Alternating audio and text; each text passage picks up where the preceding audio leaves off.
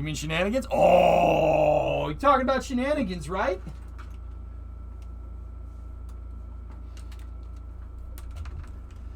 News! But yeah, Brenda, I'm happy. I'm happy with the game. I mean, you know, I mean, it feels kind of weird saying this, but you know, I honestly think KSP 1 has more to offer. And I think the modding community, now that, you know, the version will be frozen, right? I think the modding community will pick up a lot of the slack, but also at the same time, dudes, I think there's a lot there. Like you could easily do like 1 or 2 more DLCs for KSP. And this is, once again, just my opinion. I understand that's not how business works. You know, eventually, you know, you don't want, I get it. Like, I know how that works, but I think KSP 1 still has a lot to offer, even to this day. I mean, I take it mission mode is on hold until the ports are fixed. I don't know, Snackless, maybe.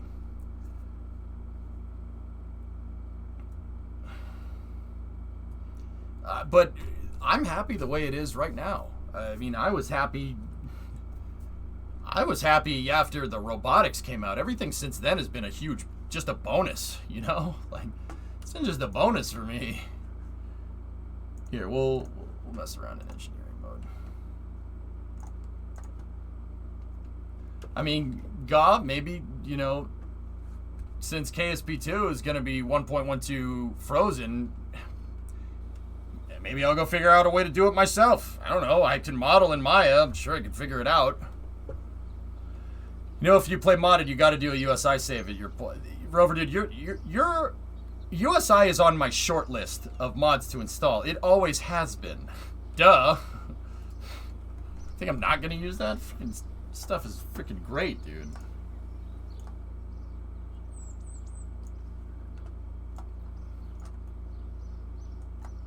All right. I've been happy since 1.2.1. Yeah.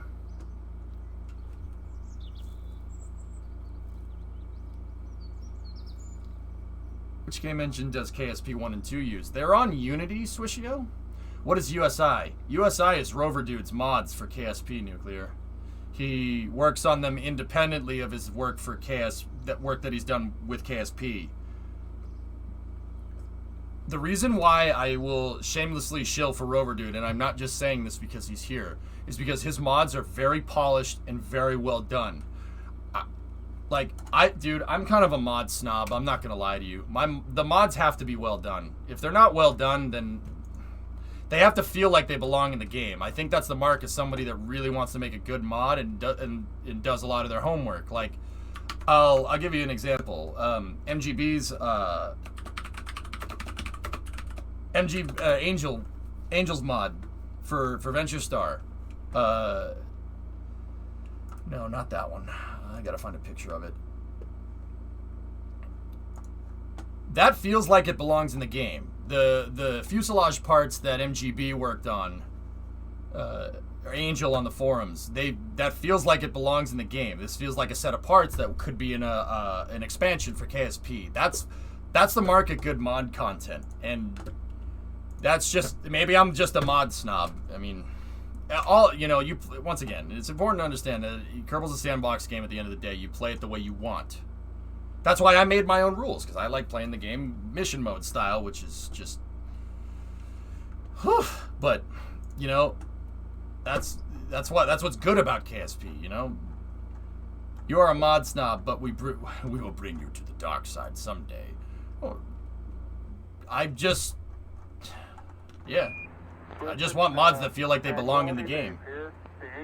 Okay, all right. I'm not gonna lie to you. It's 3D modeling. Getting a career in 3D modeling or going to school for it ruined me. It ruined me because it's really easy to spot models that were made by different people. Okay, I notice it. Just how the model is made, how the surfaces are on the model, how the wireframe is tessellated. You could tell that it was a different workflow. All right.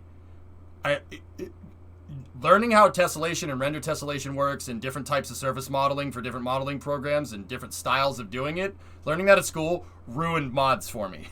I could see the difference. Like, it's really annoying. All right? That ruined it for me. Ruined it. Anyway, what's this? Bank robber, where is the safe? Tell her. Bank robber, I said, where's the safe? Penny always the... Oh, jeez. Okay. Yeah, I get it. It's the magicians. Thank you.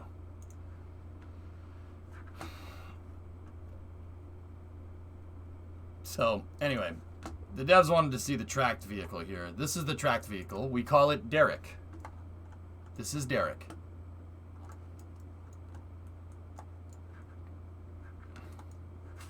Let's get some tunage.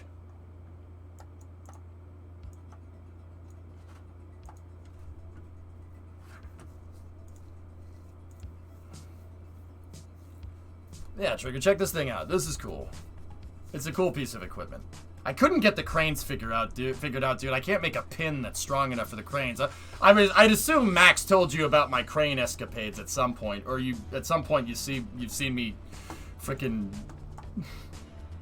have this spaghetti crane out here.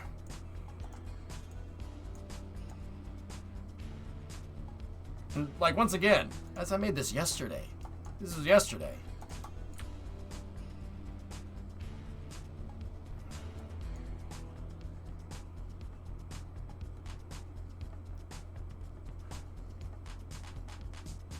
I'm still finding new ways to play the game, new ways to do things. And like I said, with all the stuff that's been packed in over the years, we could do it for a very long time. Someday I'll make a crane game. Hello, I'm new here. Hey, Veroniso, how are you?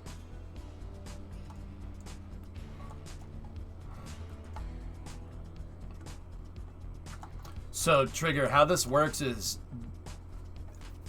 Like, if you looked at this on the hierarchy, that's the root part for the tread. So it's rotor, which is free-floating.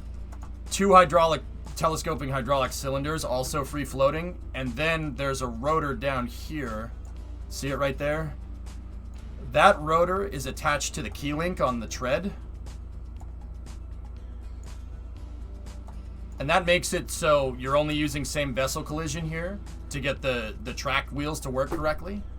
And SVI basically handles the rest, dude. Man, once again, this is what I'm talking about. You guys give me the tools to do dumb things, and I'll do dumb things. I guess that's the right way to say that. Sure, why not?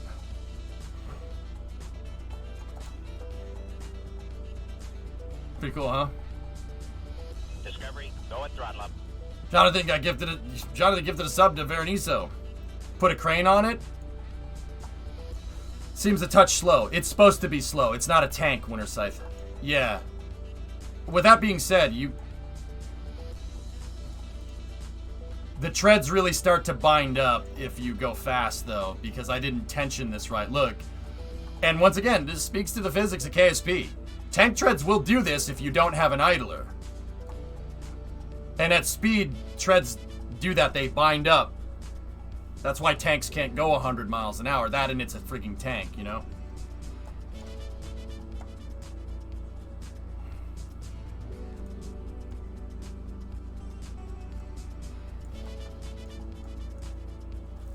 See? I can't believe the rotors... I can't believe the free-floating rotors actually figured that one out. Like, the fact that it can do that is pretty cool. Crawlers are called crawlers because they're super fast. It lacks a touch of steering, though. It's because with this design, Swishio, once again, it's not a tank, dudes. This is supposed to be NASA's crawler transporter. So just take the torque off and hit the brakes for a second. This is supposed to be a CT truck. So it's supposed to be the crawler transporter. This thing. It's supposed to be one of those trucks right there, one of these. Those don't turn. They don't articulate. They're articulated. The whole truck is articulated. See, each one of these has each one of them has a pin at the top, and the whole thing moves. So if I went and built the crawler, if we went and built out the rest of this, built the crawler and the ML, I mean, we could have hydraulics that could make it do that. I could do that, sure, no problem. That once again, all the breaking ground parts Heck, we could even make it drive up a hill. No problem. It'll be easy to drive up a hill. It's easy to drive a tracked vehicle up a hill when you have weight pushing down on the treads. Like, we can make crawler transporters, that's no problem. I could do this, sure. It would be a ton of parts and we'd get like 2 frames a second. I'm not going to lie to you. That would be very, very tough, Ferd. But, have you built a vehicle with tracks on it in Stormworks? No, Joshy, I haven't. Yeah, I'll still find ways to do stuff in the game. And once again, I said to Repo one time that same vessel collision is impossible in KSP, and well, he put me in my place that time. You guys remember that one time where the developers of Kerbal made me look stupid? I remember. And you know what? I don't regret it, because it made the game like 1,000 times better. If the game gets better at my expense, I'm fine with that. That's okay. Remember that one time? Yeah, thanks guys. Thanks, chat. Appreciate that. Yep.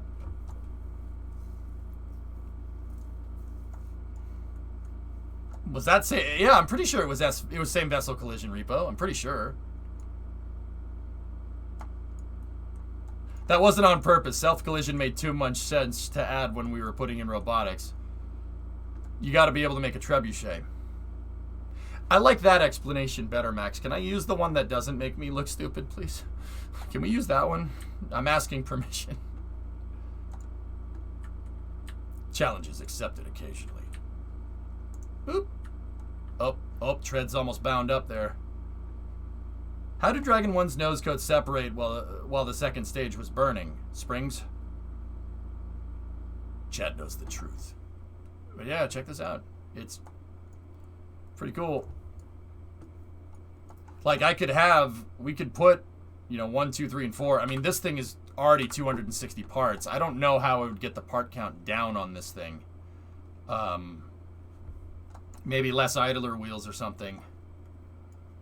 But yeah, this is what it's supposed to, this is where it's supposed to run, right here. I designed it to run very slowly.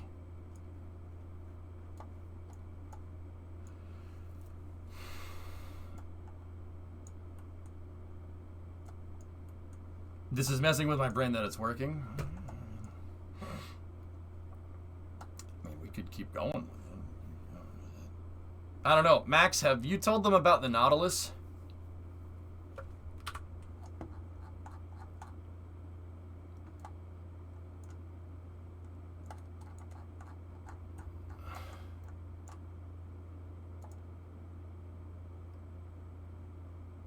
That's not a glitch.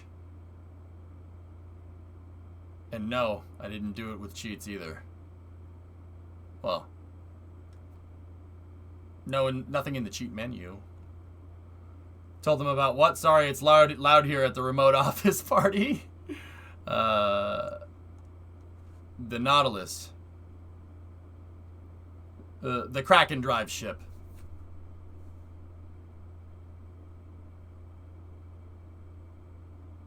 You haven't seen the Nautilus, Loopy? Oh. Alright, well, here, I'll show you. Have you seen Stratton Blitz's newest video, Another Must Watch? Kid's good, Core. He's a heck of a Kerbal builder. Now, there's somebody you should go and subscribe to as well. Freaking Stratton Blitz is a legend. Dickest. Oh, gosh. No, but people don't mind Kraken drives. The only bug we're keeping in the game due to you personally is cal overclocking. Hey, all right. You know what? That's fine. That's fair. Dude, I still don't like it when people ask me what it is. I'm like, it's nothing. See you tomorrow in class, Miss Vaughn.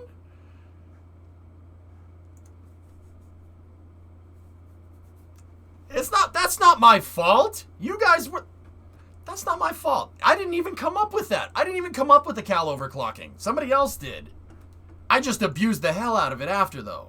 That's not my fault.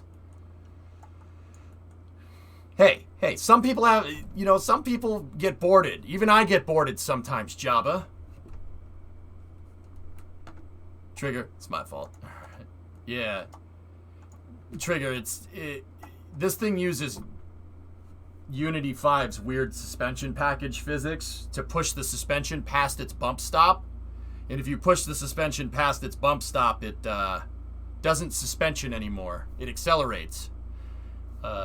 And we use centrifugal force to seat this up against the clutch plate.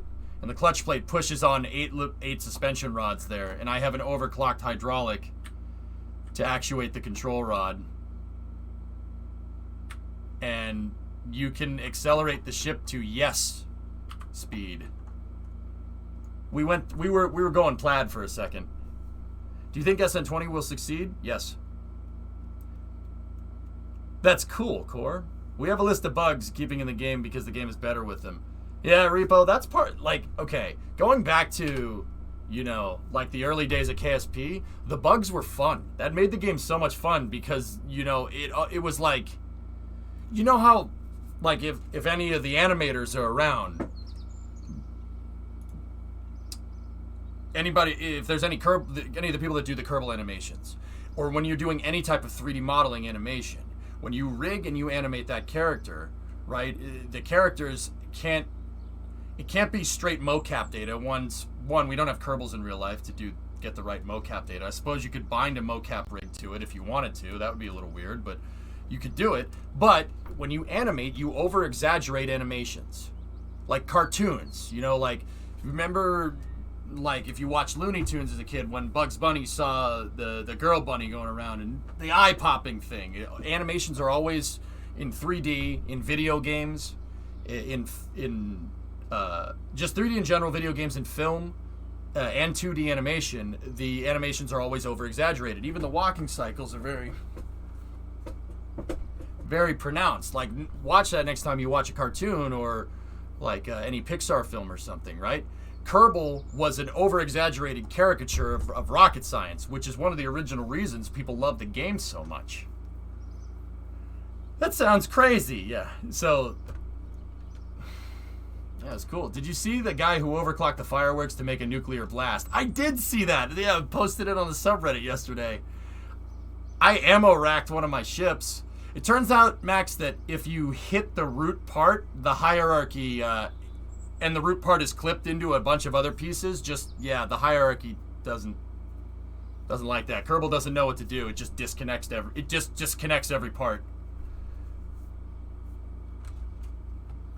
But Polar Express is the best animation. Jeez. Yeah, freaking, we ammo racked one of my carriers and just immediately it separated every single part. It looked like that scene in The Expanse, and I won't say what and where, because in case anybody hasn't watched it, where the thing just gets completely disassembled and taken apart in one shot. It looked like that. Show the video? I don't have it up anymore. Somebody would have to link the clip again. But yeah, if you can. Oh, you have it?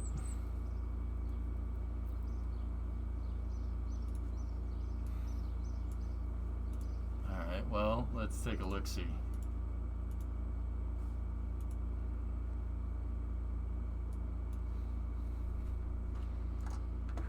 Double EJs. Nice shirt. Thanks.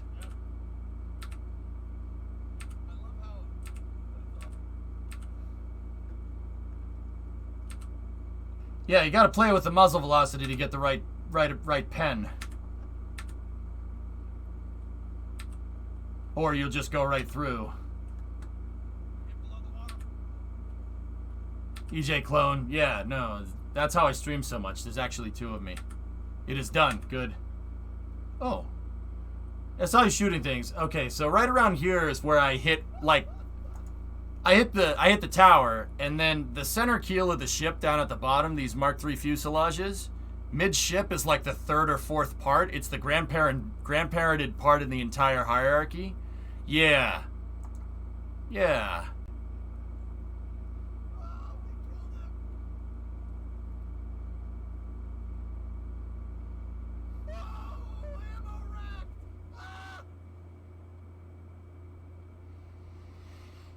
Yeah, we scrambled the carrier's genetics there. Yeah. Yeah, I hit the third or fourth part in the hierarchy, and that was game over. Yeah, Trey, oh, it's really cool. Like,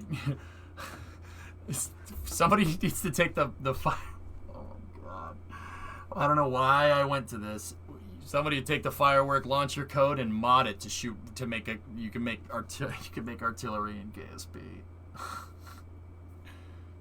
You can model a different projectile. You can do all that kind of stuff. It has a collider box in it and stuff, so you could literally make ship cannons if you wanted to. It's totally doable.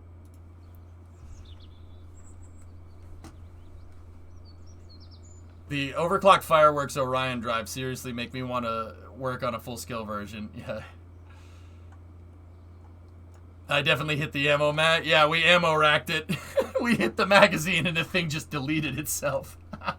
It's fun. It was a fun thing. The ship's still over there somewhere. Oh, and whoever's idea, just on a side note, whoever's idea it was to put the other launch site, specifically the Cove, in there,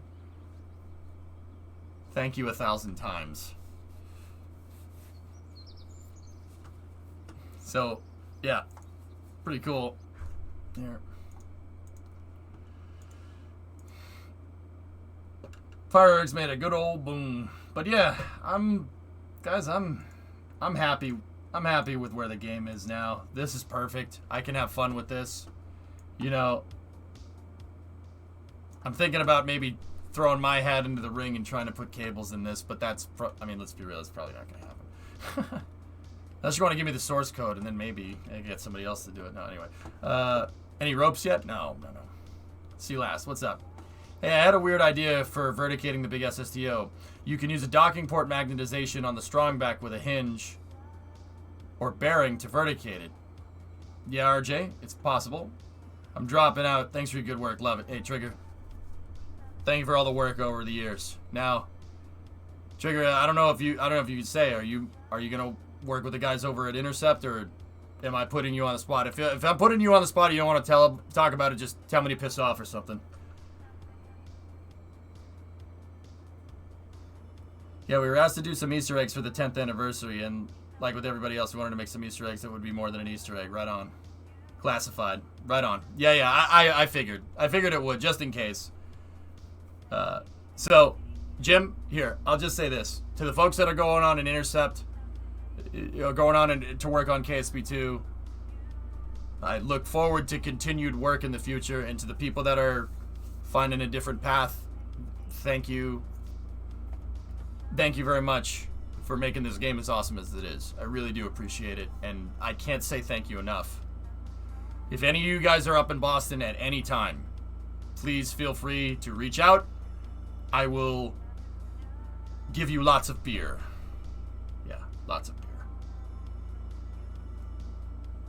But anyway, Trigger, tip my cap, dude. Whatever you're doing, I wish you all the best. And that goes for the rest of you guys, too.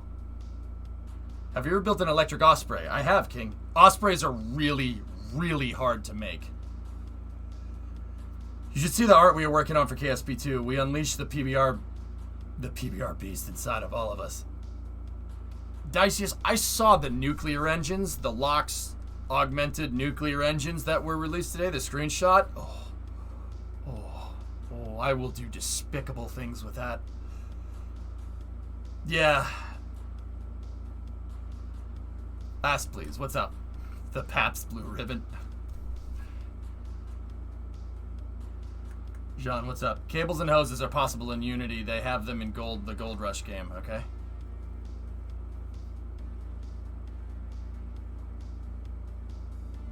Yeah, no, I'm super hyped about KSP, about KSP2. It's gonna be amazing. You know, last time I talked to Nate in person, which was at PAX East 2020. Yeah, I went to that. Which was in like February or March of 2020. Yeah, I don't know. I didn't know why that was a good idea, but we did anyway.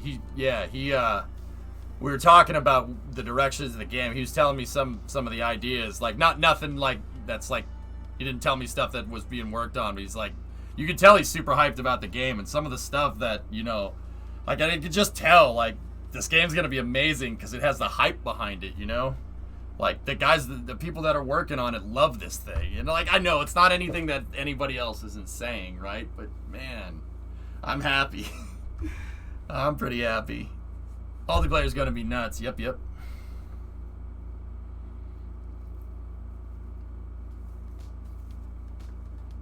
Can you get infinite money if you mine on Kerbal and recover the vessel? Yeah, Ultra, use monopropellant. Monopropellant actually has the biggest currency exchange. So if you have a mine somewhere and you make monopropellant and then you bring the monopropellant to the runway, it's a money printer. And since there's no supply and demand for commodity in KSP, because I'm pretty sure that's not what it was intended to do, you can, yeah, you could just money print stuff once you get to a certain point. But the ISRU stuff is end game, and figuring out a way to mine it and bring it back to the runway is, would be a challenge in itself. Here's a dumb question, but is there a way to get copies of KSP for schools? Kerbal.edu, dude. Wait, is that still a thing? Max, is that still a thing? Is that still a thing? I actually did make something, and I think it was in the career mode save. I called it Mint 2. I think Kerbal.edu is still a thing. Mint. Oh, freaking Mint. Oh, God, the search bar. Oh, it's so choice. I love it.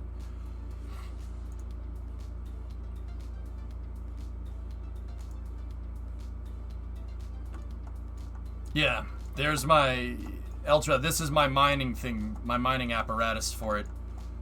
The thing mines in the center here, and it works off fuel cells and solar panels with drills, and your drilling towers are here. Wait, where are the drilling towers? Well, there were drilling towers in this design. They went somewhere. I don't know where they ended up. Oh, this thing, that's right. This thing didn't even use drilling modules. We changed it. These were supposed to be drilling towers. I just loaded this thing down with ore, and all this thing would do is change ore into monoprop, and then they're on separatable pallets. And I was gonna make a crawler that would drive under here, lift the thing up, and move it back to base. And you could just exchange ore for monoprop. The ore is on a cart as well. And this thing, the thing is that it doesn't generate much. It's one of those things you just kind of have to keep doing. Like, if I started every stream and I did an exchange like this, over time you'd make a lot of money. Honestly, with the new launch sites, you could easily put new runways around KSP with carriers. Yep. You have a beefy PC, I presume. Yeah. Ultra, I had a guy, well, actually, this PC, the PC that Kerbal plays on is at, here, I'll show you the specs.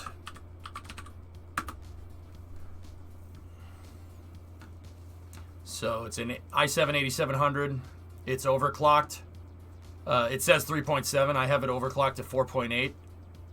4.8 core, hyper-threaded, with 32 gigabytes of RAM. And I'm running a 1070 graphics card, GTX 1070.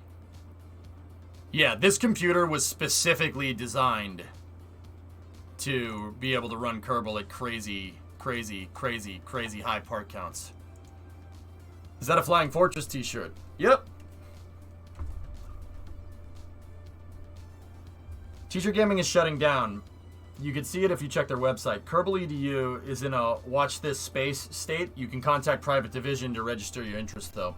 Okay. Yeah, it was, Beryl. I mean, the community contributed and bought me that thing.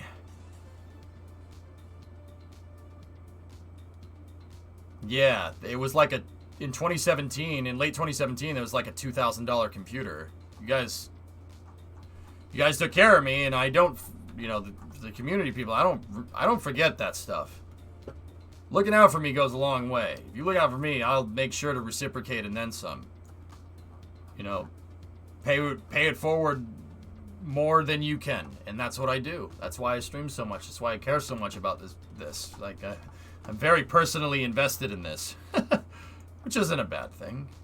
Anyway, I keep forgetting that there's a dang search function. Ever played Simple Rockets? I know about Simple Rockets, Ultra, yeah.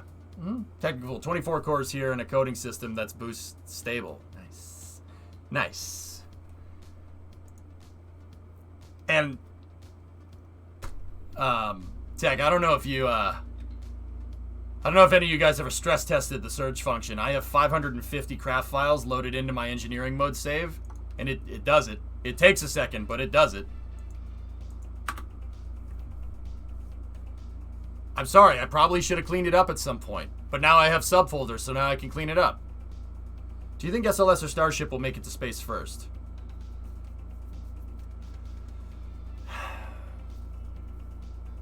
Yeah, there you go, Bram. For sure.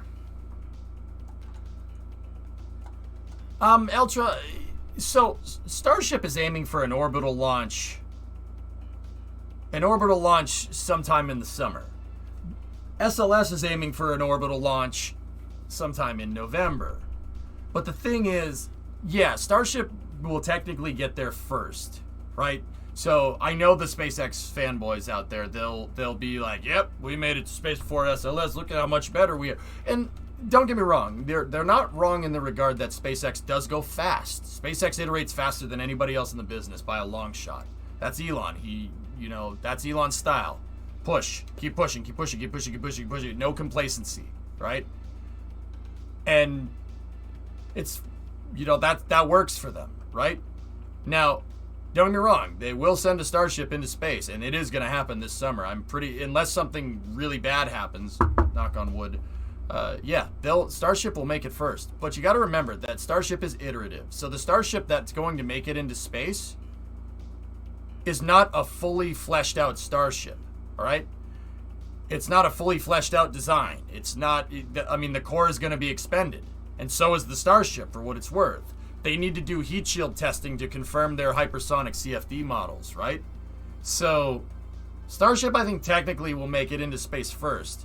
SLS will make it into space second, but SLS is much more fleshed out. The SLS that is going to launch in November is very, very similar to the final version of SLS that will move people. Starship is not anywhere close to moving people. So, to answer your question bluntly, Starship is probably going to make it into space first. But SLS will probably fly people before Starship does. All right, drummer, have a good night.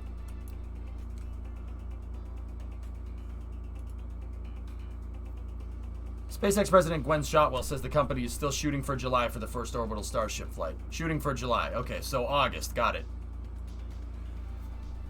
IMO, per the latest news, it's going to take longer since they're going to test Booster 3 on suborbital pad A instead of using it for the orbital flight. Booster 4 has like 1 to 2 parts made so far. So yeah, August. Yeah, I gotcha. To put it another way, I'd trust the first SLS flight with your life. I definitely wouldn't trust the upcoming Starship. So yeah, once again, SLS is if Starship's going to fly probably before SLS, but SLS is going to fly people a number of years before Starship does.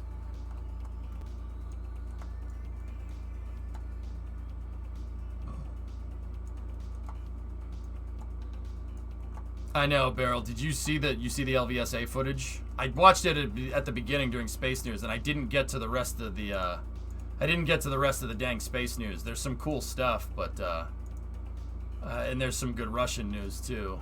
But yeah. New lifelike render. Who's that? Who's doing that? Is it Seabass? Oh, Alexander Svan. That's a really nice picture. Really great render. Similar to Falcon 9, rapid prototyping is good for flying satellites, not people. You don't... Yeah, exactly, Nuclear. Gotta run. All right, Patrick. Thanks for all the fish. No problem. Hey, thank you for all you do, dude. I really appreciate it.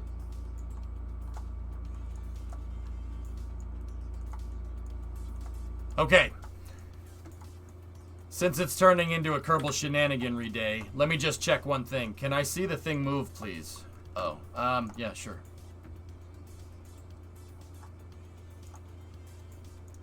This is turning into an entire shenanigans week for Kerbal, and I don't have a problem with that. That's fine with me. I want to meet EJ one day and get his hair dyed. Forlorn, two things.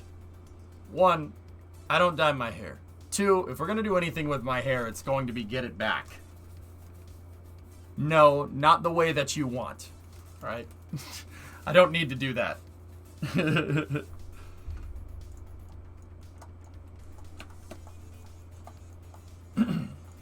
Yeah. A and B. Can we build the mobile airport lounge crew SSTO van? Loop, we could. Loopy, I kind of wanted to... If we're going to do a shenaniganry thing, I kind of wanted to...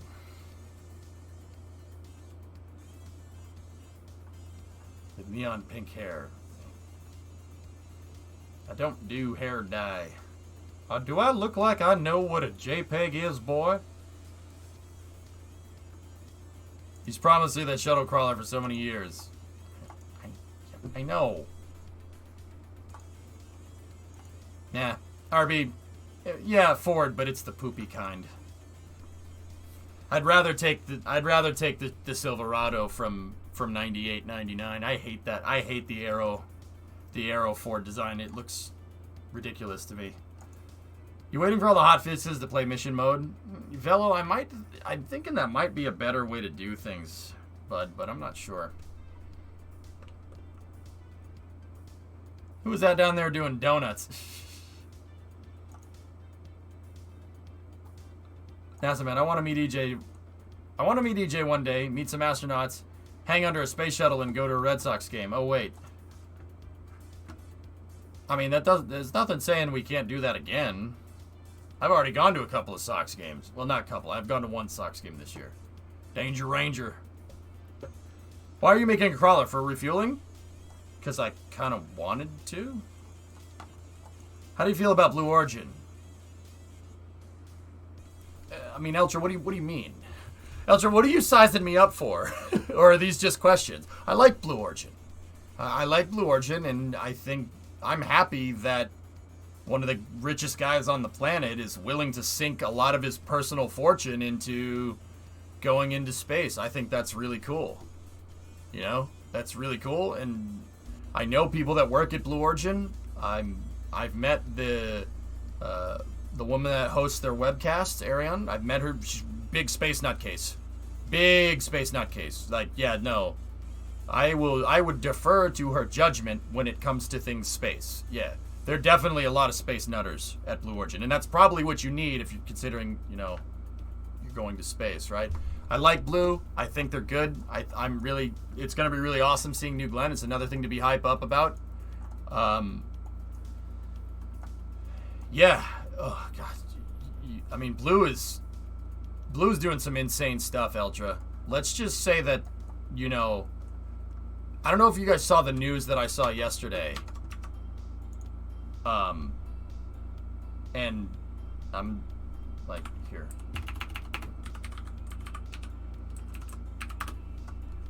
Now, this doesn't have anything to do with Blue Origin, but also at the same time, read this. Yeah, right, Ultra? Yeah, I hear you.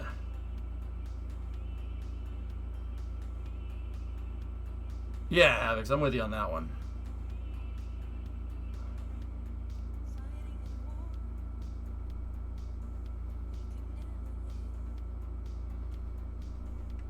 Blue Origin is making the tank structure for Draco. Where'd you hear that, Core?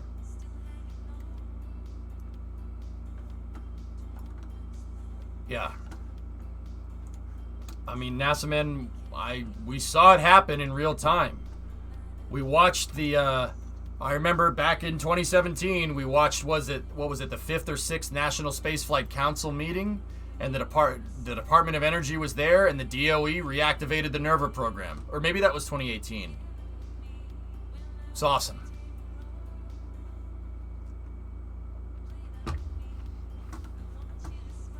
DARPA selects Blue Origin. Blue Origin, Lockheed Martin to develop spacecraft for nuclear propulsion demo. What is Draco? Draco is the demonstration rocket for agile cislunar operations. They're making nuclear transfer stages to go to and from the moon. Yeah.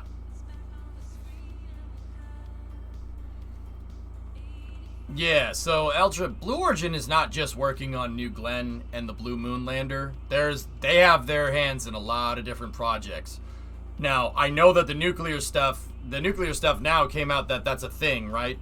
DARPA, with the DARPA project, but okay, and this is the dude trust me part. So I don't have any way to confirm this, so take this with a grain of salt. There are other things that they are working on that I've heard about, and I've heard whispers through the grapevine. I know a lot of people in the spaceflight industry. And this is just stuff that you kind of, hey, did you hear about this? And don't get me wrong, it could be misinformation. There's a lot of people that intentionally put misinformation out there that work in the industry because of ITAR and stuff. They do that on purpose sometimes. I've heard things, and some of the things I've heard that Blue Origin is working on, once again, could be misinformation, is pretty insane. Like the nuclear stuff was ridiculous when I heard about it. And I didn't hear about it from, I heard about it through a guy that knows a guy that knows a guy that knows a guy. And then, a day later, the Draco stuff came out.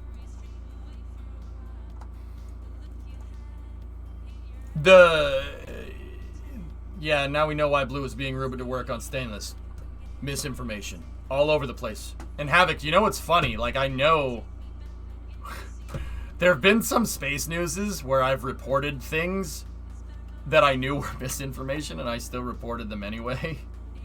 Because if I say no, that's misinformation, that kind of ruins the point.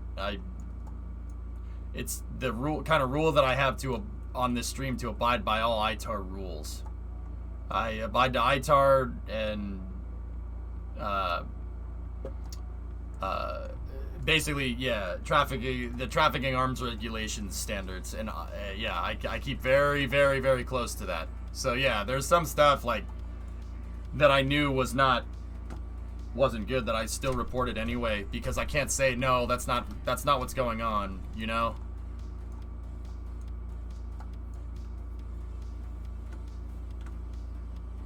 I guess because Blue is far behind SpaceX in terms of New Glenn, they've been diversifying their portfolio of projects. Havoc's. It's not even diversifying their portfolio, dude. Blue has the operating budget to be able to do everything, man. And I don't know what their budget is offhand, but I know it's been very well documented because, you have to report your cash out. What is it, to the SEC? Jeff Bezos has been cashing out his Amazon shares for like the past 10 years to the tune of like $1 billion a year to fund Blue Origin. You can go look this up right now. This is public information. He's dumping $1 billion a year into into Blue. And I get it that Jeff, you can say whatever you want about Jeff Bezos, but to say he's a bad businessman would be a little bit, he's pretty good at that whole business thing. Yeah, I'll say, yeah, you're pretty damn good at that. Now, with that being said, even somebody that loves space as much as he does or as Elon does, still, you got to be careful. You don't want to dump in, you don't want a money sink, right? So, long story short, Blue Origin is not just going to be there as, Jeff Bezos' passion project. That's not what it is. And anybody that says that fundamentally doesn't understand what Blue Origin is. I really don't think that. You don't sink billions of dollars into this company to maybe be successful in space. Does that sound like Jeff Bezos to you? No. Nah, not a chance. No. He's putting money in there because they're working on all different kinds of stuff. All different kinds of stuff. The nuclear one is something that nobody knew about that. There's nuclear stuff, there's landers, this one I don't know for sure. It seems like they're going to push for crew rating because there's a fixed service structure next to Slick 36 with New Glenn. New Glenn's got to have some kind of capsule on it. You don't make a fixed service structure next to the pad like that with, and not want to put crew on it. Because if they didn't have fixed service structures at Slick 36 and just had a bunch of lightning towers like Slick 41 or Slick 40, I'd be like, okay, cool. But the way that tower is set up looks exactly like a fixed service structure during the shuttle program or a launch umbilical tower from Apollo. And you know what's cool is that an 11350 power boom crane was used to put that service structure together, and I knew about that. I just couldn't say anything about it. Funny story. Same with the launch umbilical tower for the ML, for SLS's ML. They used the same kind of power boom that SpaceX is using to build their service structures. It might even be the same crane for all I know. But dude, yeah, they're working on all kinds of stuff, man. All kinds of stuff. I've heard nutso things. Some of the things, like right off the bat, that I could tell you is Project Kuiper. We know that that's happening. That's Amazon's internet satellite constellation. They're working on New Glenn. They're working on operational capability for New Shepard, which is a crew-rated piece of equipment, right? Which is insane in its own regard. They're working on the national team with the lander. They're working on the descent module element for that. What else? What else is there? There's a bunch of things, dude. I'm forgetting something somewhere, you know? New Glenn is a single configuration heavy lift launch vehicle capable of carrying people and payloads routinely to Earth and beyond. Well, Thomas, I think it's safe to say that they're probably developing a capsule for it at this point. Would you say not? So, prime deliveries to the moon. I mean, Spodrum, we say that, but also at the same time, you know, yeah, they're working on BE4. They're working with ULA. They got the prime propulsion systems on the Vulcan stage. That means they're involved with the Department of Defense with stuff inadvertently. Like, Blue's firing on all cylinders. They just don't say anything. They just don't say anything about it. It's kind of like the same thing that SpaceX does, but without, like, Elon talking about the stuff on Twitter. If we didn't have Elon talking about the stuff on Twitter and, you know, like NASA Spaceflight following them and everything, you'd never hear anything about what SpaceX is doing. In fact, back in the day, you know, in the early days of Falcon 9, right, it was very, you know, we didn't have the connectivity in with it, you know, with what's going on at SpaceX that we do now. No way. You know, if SpaceX didn't have any, you know, like Elon talking about it on Twitter all the time, and you know, NASA Spaceflight down there with all the stuff, and Lab Padre and all the other people that constantly give us a Starship IV drip, you know, we wouldn't hear much from them. We didn't know anything about Starlink until they launched Tintin A and B. We knew nothing about it. Starlink just kind of came out of nowhere. Notice how SpaceX just started launching Starlink satellites 24/7 all the time? Like, Blue just doesn't like to talk about stuff until they have something to show. That's all. And that's their style. That's their modus operandi. And I have that right from their, you know, that's right from their public relations. I think she's the public relations director. I forget her job title. Are you making tank treads? That's exactly what I'm making. I agree, John. Yep. Their old PR department was trash, and that's being polite. Savage. Stock first gen Falcon 9. It looks great. Yeah, Havix, that's true. Alright. So, we wanted to work with the tank treads, right? Bone Sister, you wanted to see this run, so we'll take Derek out for a spin again one more time. I kind of want to build out the rest of the crawler today.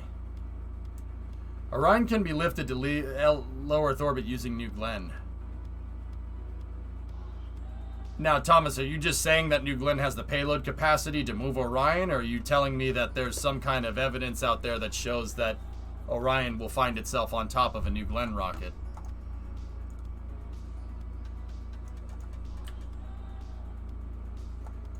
Favorite rocket? Space Shuttle. I say was. They got much better and more open. Yeah, I'm with you on that one, Sawyer.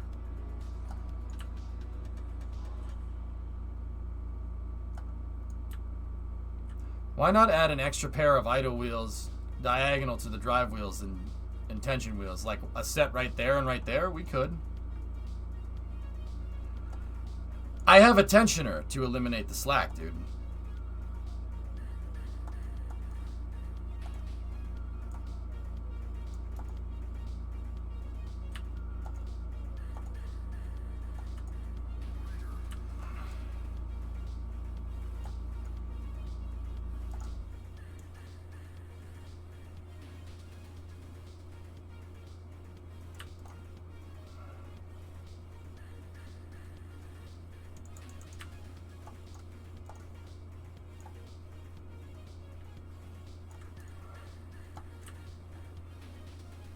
You always want a little bit of slack in the tread, from what I understand. Can you describe how this works? They're tank treads. They use grip pad. I use grip pads for the roller wheels. And then I have the idler wheel right here and the drive wheel at back using grip pads. Turns out grip pads grip the tank treads really well. It's really surprising me that America has killed more people than Russia in their space agency. I could be wrong, though. You're not wrong, Eltra, but America's also launched more people into space than Russia has by a significant margin. Not try to harp on our Russian bros over there. They've had their fair share of mishaps, just like everybody else does. But we've killed more people, but we've also launched more people into space. Way more people.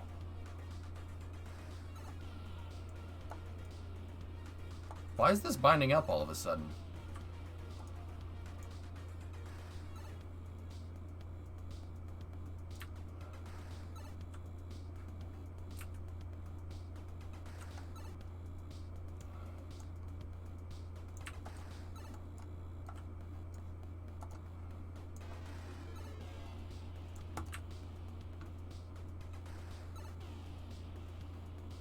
There we go. Yeah, we also have open records. Yeah, I mean the Soviet Union wasn't exactly their space. I mean, heck, their space program was secret. Buran was secret. Not even Soviet citizens knew about that thing until the Soviet Union collapsed, and then they declassified everything. And that's the N1 program as well. You know.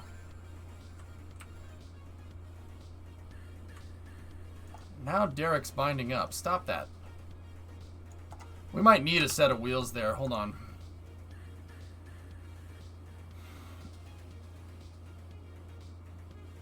I don't know, Eukerman.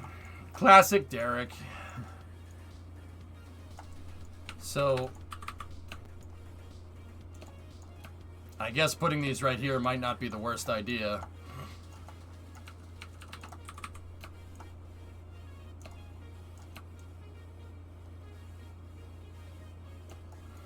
Let's move them up a little bit so they clip. There we go. I mean, Soyuz is a good design. Sergei Korolev is freaking genius, man. I mean, you needn't look no further than how smart Sergei Korolev was to look at the R5 rocket, the Pobeda, so victory. And then if you look at the I think it's the R3 rocket.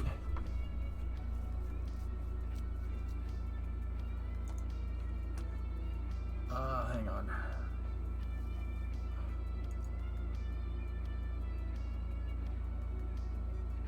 Give me 1 second.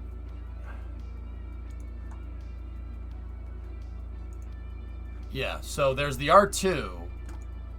The R2 is basically an extended V2, alright? Right? So, Sergei Korolev went, and that's his name right there, Korolev. They went from that to a much more extended version, right?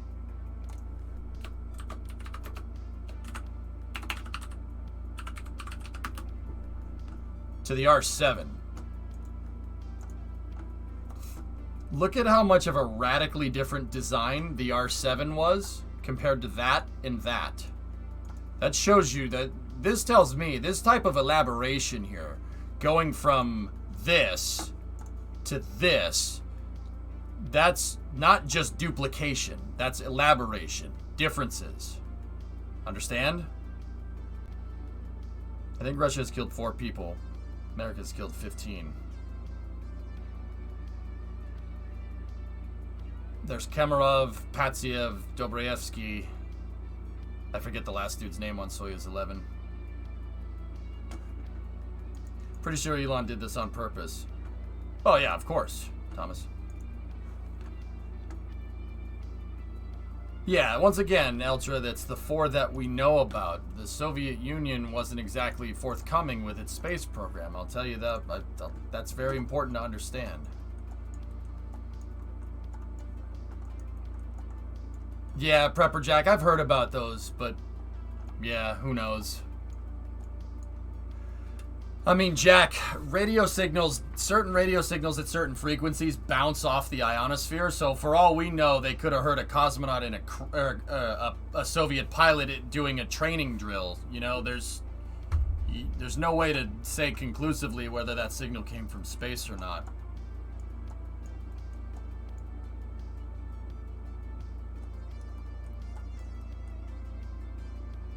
Yeah, Ultra. Commies, what do you want? Alright, so we added another set of wheels. Is there any way that we can get the part count down on this thing? I'm trying to see.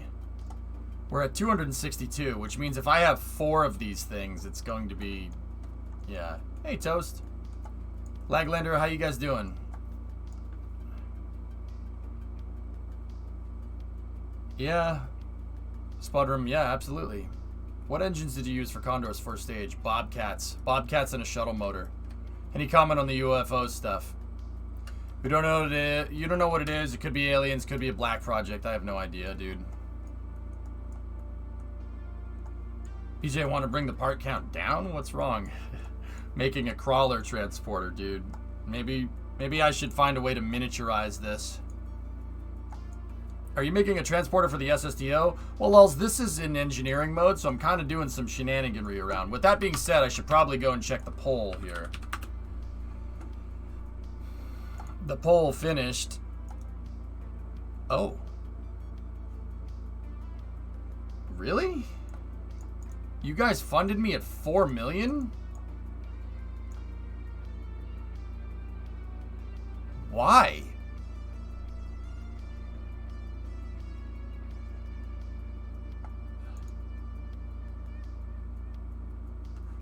I mean...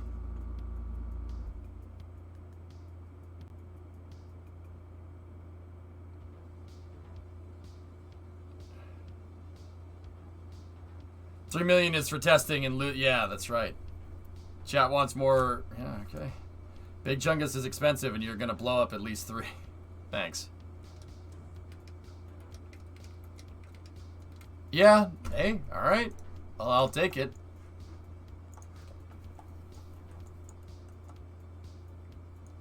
Okay, I'll be honest. Do you guys want to see more KSP shenaniganry here, or do we want to go work on that?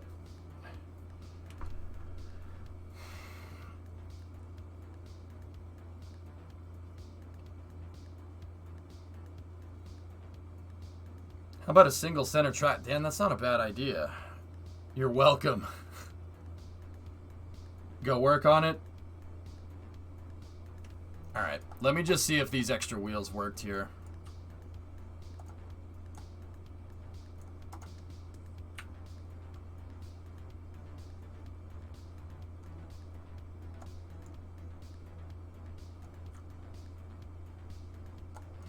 Or we could finish Chungus. I'm happy either way.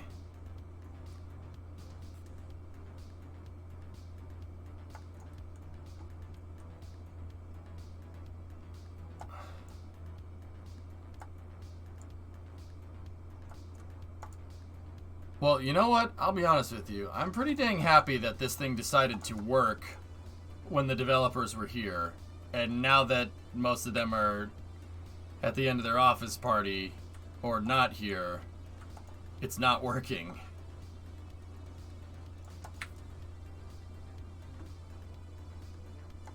Why does Starship belly flop? I understand the concept, I just can't get my head around why.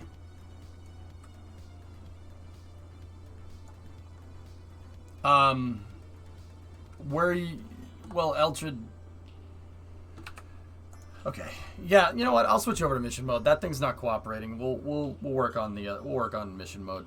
I'll work on the other buildings because the docking port stuff is being a little finicky right now. So we'll work on the other things. Eltra, what do you want to know? Where are you getting confused? So, Eldra, here's what I'll ask you. If you ask me questions, what I try to do is get you to think about stuff. I usually end up saying, "Hey, think about this for a second," right? Or think about it. No, and usually what I try to do is I'll talk you through it. I'll ask you questions to try and turn the gears in your brain. So, you don't understand why Starship does that. How else are you going to land this? That's my question back to you. How are you going to land something that's the size of the shuttle's external tank back down from space? So turn the gears. Think about it. How are you going to land that? How else would you land something like this?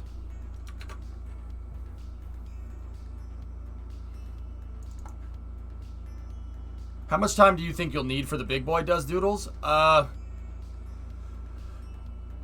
If the aeroshell scales, and I'm pretty sure it will, if the aeroshell scales correctly it shouldn't take very long.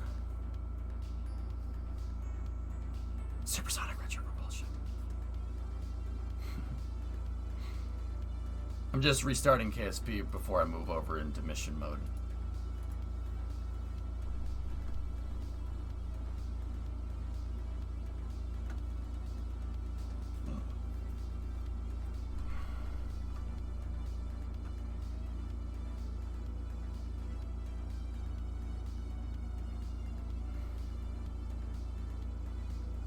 The big old drogue chute, the parachute would weigh a couple tons, couple hundred tons. Seriously, parachutes don't work with stuff that's heavy, guys.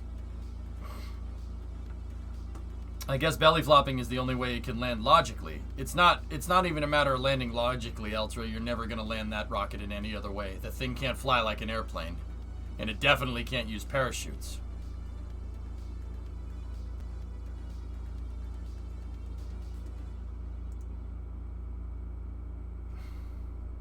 There you go, Funny Man. I'm not even sure if those mods work anymore, dude.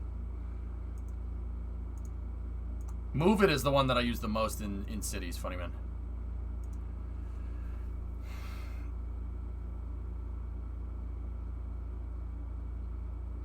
I had this idea that it could land with a hot air balloon using the atmosphere as an advantage. It already uses the atmosphere as an advantage. It slows it down from re-entering. Eltra, using a hot air balloon to decelerate is not something that hasn't happened in the past, though. What you're looking for is called a balloon. It's a half balloon, half parachute. Balloons are typically used in munitions. They're used to help guide bombs when a jet is deploying munitions at high speeds. Balloons could also be used for inflatable heat shields. It's possible. Starship doesn't need something like this. Starship needs to be able to fly quickly. You have to stop thinking about Starship like it's a rocket.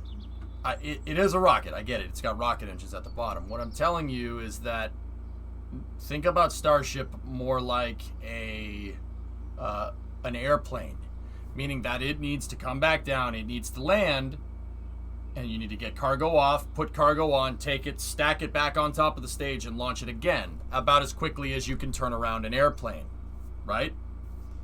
So having a balloon or an inflatable heat shield, it lands with that inflatable heat shield, right? And then you have to decelerate, you have to repack that heat shield up, and it doesn't make sense. The only way that Starship is going to be economically viable and not billions of dollars to launch the vehicle is if you launch it a lot. So it needs to be able to be turned around fast. Don't think of Starship like a space shuttle. It's not a space shuttle. It's a reusable second stage. But it's a reusable second stage that you want to operate like an airplane, meaning that you can just land it in the same day and fly it right back up into space. It's the only way it's the only way they'll solve the problem that Elon's trying to work on, which is lowering the price to get to space. I mean, Falcon 9 style would work-ish. I know I'm wrong. You wouldn't be able to do supersonic retro propulsion from orbit, Market Gardener. You would burn up all your fuel during re-entry. I know, Eltra. It's pretty awesome. Lukewarm off the press. What's that, Hellfish? Rush Fenway has told partners that it has done a deal with Brad Keselowski to become driver and co-owner starting in 2022, per sources, though it has held off announcing in defense of Team Penske. Jim Utter first reported in May that Keselowski was considering the offer. Interesting. All right. Anyway, let's get back over here.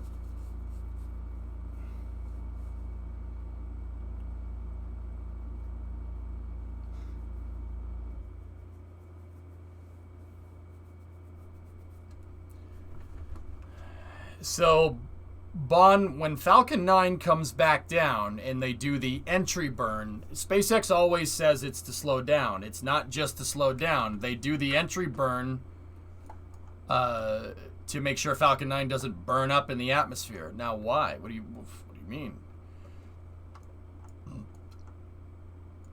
What does an ablative heat shield do?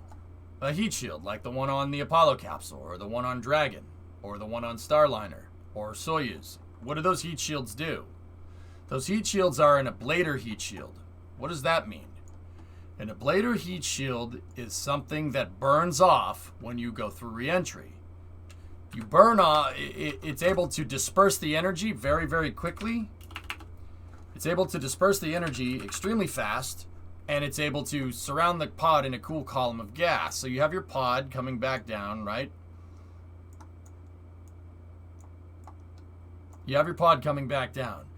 The plasma builds up on the vehicle, right? Let's just use yellow for plasma, okay? The plasma builds up on the vehicle. Plasma accumulates. The heat shield burns, and when it burns, it pushes the plasma out and away and envelops the column in a nice, cool column of gas.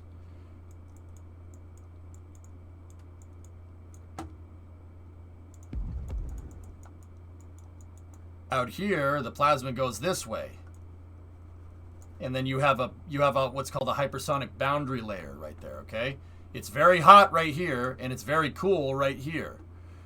The cool air prevents the pod from melting.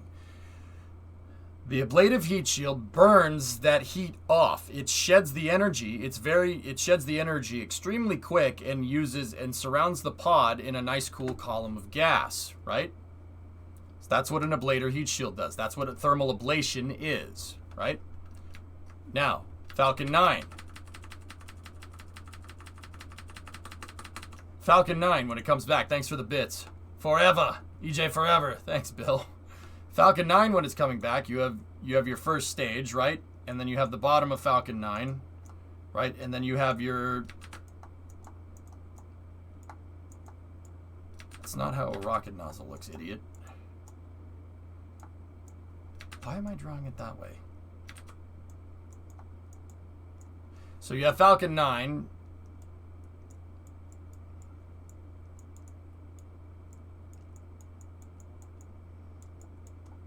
Right? Falcon 9's coming back down. Here, it'll drop its landing legs. Will make it look nice, right? Okay? Falcon 9's coming back down. Hey, Spoodrum, 5-month resub. That's green, not yellow.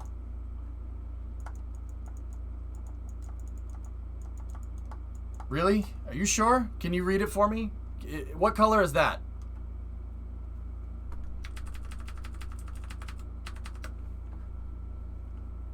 When you have Falcon 9 coming back down, right? You have the rockets. The rocket engines are... The rocket engine is firing during the entry burn, right? It's firing during the re-entry burn, but you're still getting that plasma buildup right here. Well played. I got to time myself out. You're still going to get that plasma building up on the vehicle, right? And Falcon 9 will still have that hypersonic boundary layer just like a pod. Now, Falcon 9, it has a heat shield. It has cork, actually, on the bottom. There's cork thermal protection system right there. You can see it if you look at it close. That's not... those aren't letters, man. There's cork right there. Now, the engine is firing, right? And when the engine fires, the gases coming out of the engine push the plasma out of the way. And they do the exact same thing. They do the exact same thing that an ablative heat shield would do. They push the plasma out of the way, and they keep the rocket from basically getting destroyed during reentry. This is a phenomenon called supersonic retropropulsion. Supersonic retropropulsion is an idea that was proposed by NASA for re-entering payloads on Mars. SpaceX adapted that technology to help get their first stages back. The rocket engine firing pushes that plasma out of the way. Just like an ablative heat shield burning off will push it out of the way. Those expanding gases push the plasma away. That's how Falcon 9 lands. Without that entry burn, Falcon 9 does not come back. It burns up in the atmosphere. Just like without a heat shield, if you try to re-enter with a pod with no heat shield, you're screwed. Because you'll ablate something. You'll ablate the pod and the crew with a pod with no heat shield. Yeah, you'll ablate something. It won't be the heat shield because you don't have one. Shuttle SRBs also have a cork-based material coating. Everybody uses cork, NASA men. Yeah, ULA does, NASA does, SpaceX, everyone. Yep, I understood heat protection effects. I read that at re-entry speeds, not talking about heat, the exhaust plume acts as an aerodynamic shell. I mean, Bond, yeah, to an extent, yeah, it could do that. I don't see why not. You'd have to find a rocket engine that can, you know, make an aerodynamic shell. Yeah, I don't see why you couldn't. Heck, the rocket exhaust plume on a real rocket. Serious. The exhaust plume on a real rocket makes it more aerodynamic. Yeah, absolutely. Oh, absolutely. There's a reason why when the shuttle goes up into space, right? It's not like why they can get it up into space and it accelerates. Now that's because kind of they brute force it, but there's a cone of high pressure gases behind a rocket, and it basically works like a tail cone. It works like a boat tail for the most part. I mean, the shuttle still made insane drag on the way up, but it's another story. Any racing tonight? Yes.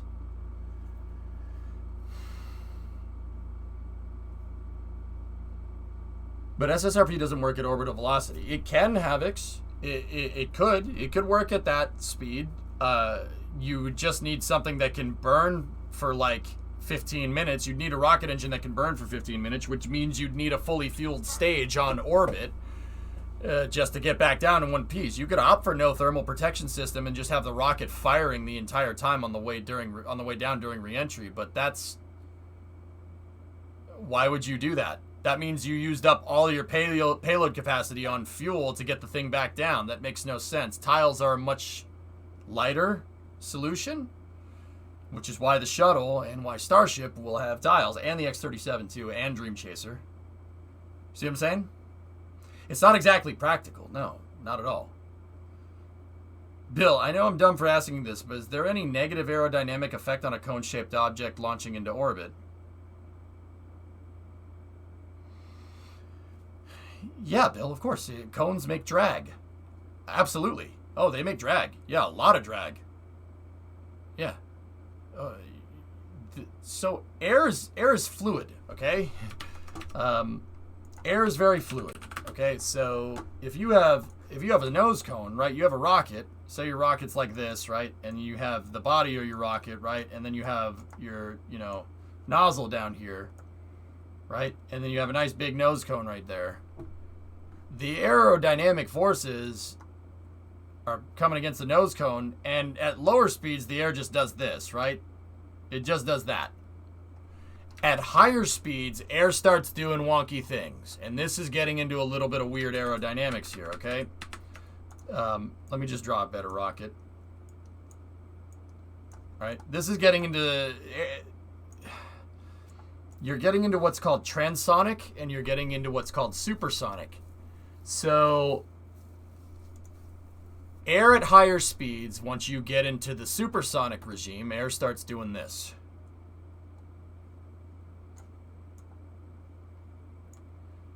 because that air, the missile or rocket is going so fast, the air hits the nose cone and it's just like, duh!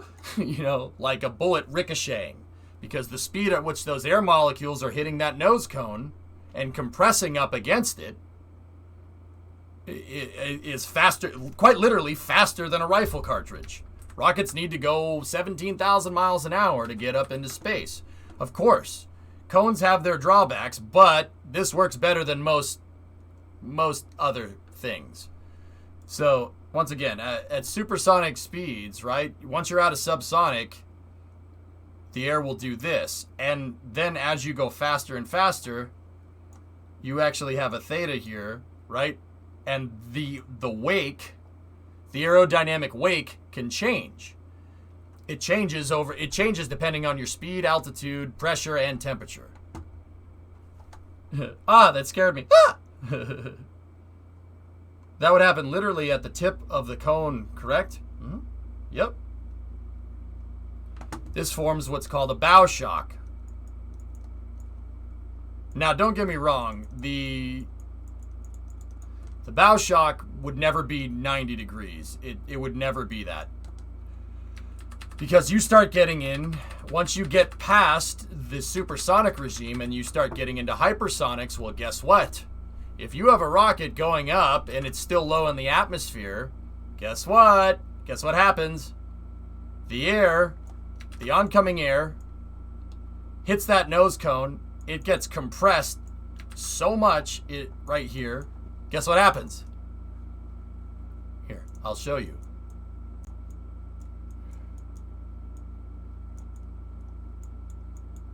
Nerd. No, ideal gas law. When you compress it, temperature goes up. When you decompress, temperature goes down. That's what that means right there. So guess what? You're flying through the atmosphere. The atmosphere is a gas. Gas is coming in here and it hits the nose cone. And you have billions of air molecules hitting this all at once. Guess what? They all get compressed. They all get compressed right here, and guess what happens? It gets really, really, really frigging hot. And then that same aerodynamic wake now becomes a wake of fire. And then at hypersonic speed, so past Mach 5, which is 4,000 miles an hour, now you have a fire.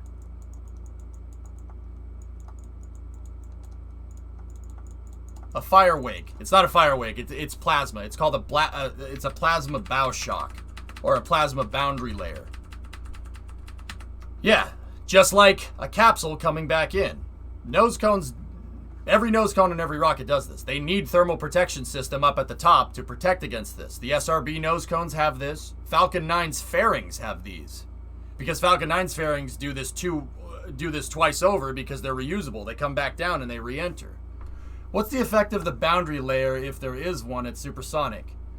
To the vehicle, not much, but you're still creating a lot of drag. You create tons of drag right here.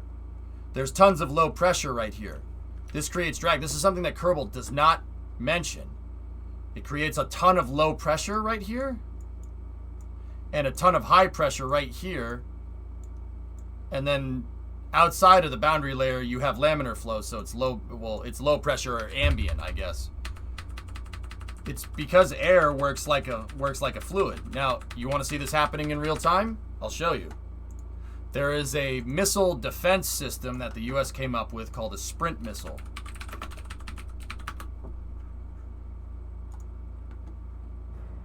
Here.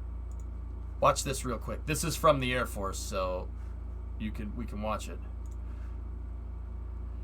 So sometimes you're lucky enough to get a vapor cone right between the transition. Yeah, exactly. When you move from subsonic into transonic, you get what's called Prandtl-Meyer singularities, which is that vapor cone that happens because this is getting into a little more complicated stuff. Prandtl-Meyer singularities happen when part of the air moving over the rocket is moving faster than the speed of sound, and part of the air on the rocket part of the air moving past the rocket isn't going past the speed of sound.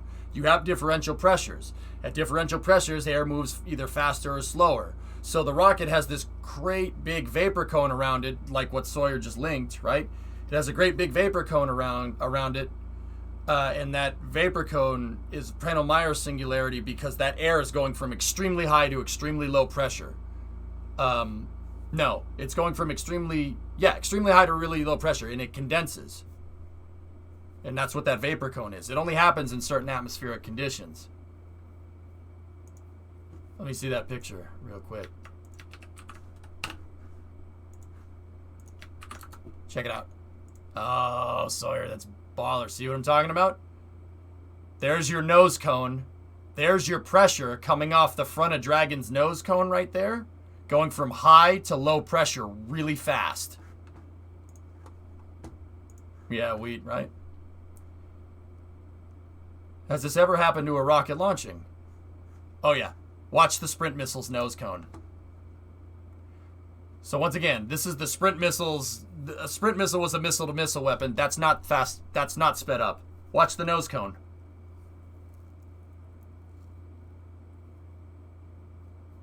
Wait for it. Oh! Did you see it?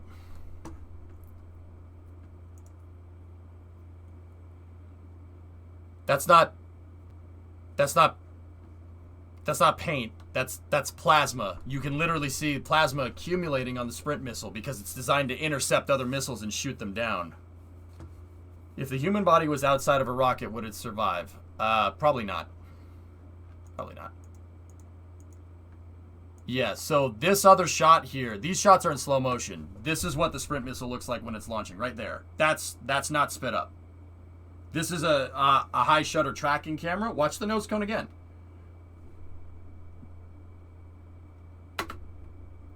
There you go. That's what I just described going into the hypersonic regime happening to the Sprint right there. See how the nose cone, the front of the nose cone is getting really, really hot, but the center of it is not.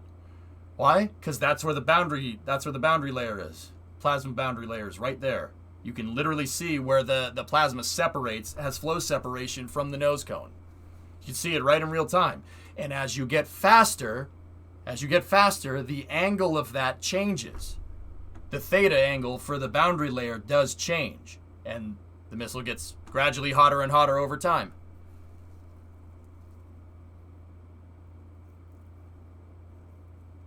Yep. Ghost Searcher is doing Dragon recovery training. Nice. Yeah, it's Prepper. Jack, that thing is designed to shoot down other missiles. That's why it goes so quickly. Amy had a YouTube video where some places used wood as an ablative while going up. Cork. Is cork not wood? Wait a minute, Euckerman, I don't... Yeah, wood works too. Wood's ablative, sure. What do you think happens when you set wood on fire? Cork is bark? Close enough. I know they're different. I know. Yeah, good stuff.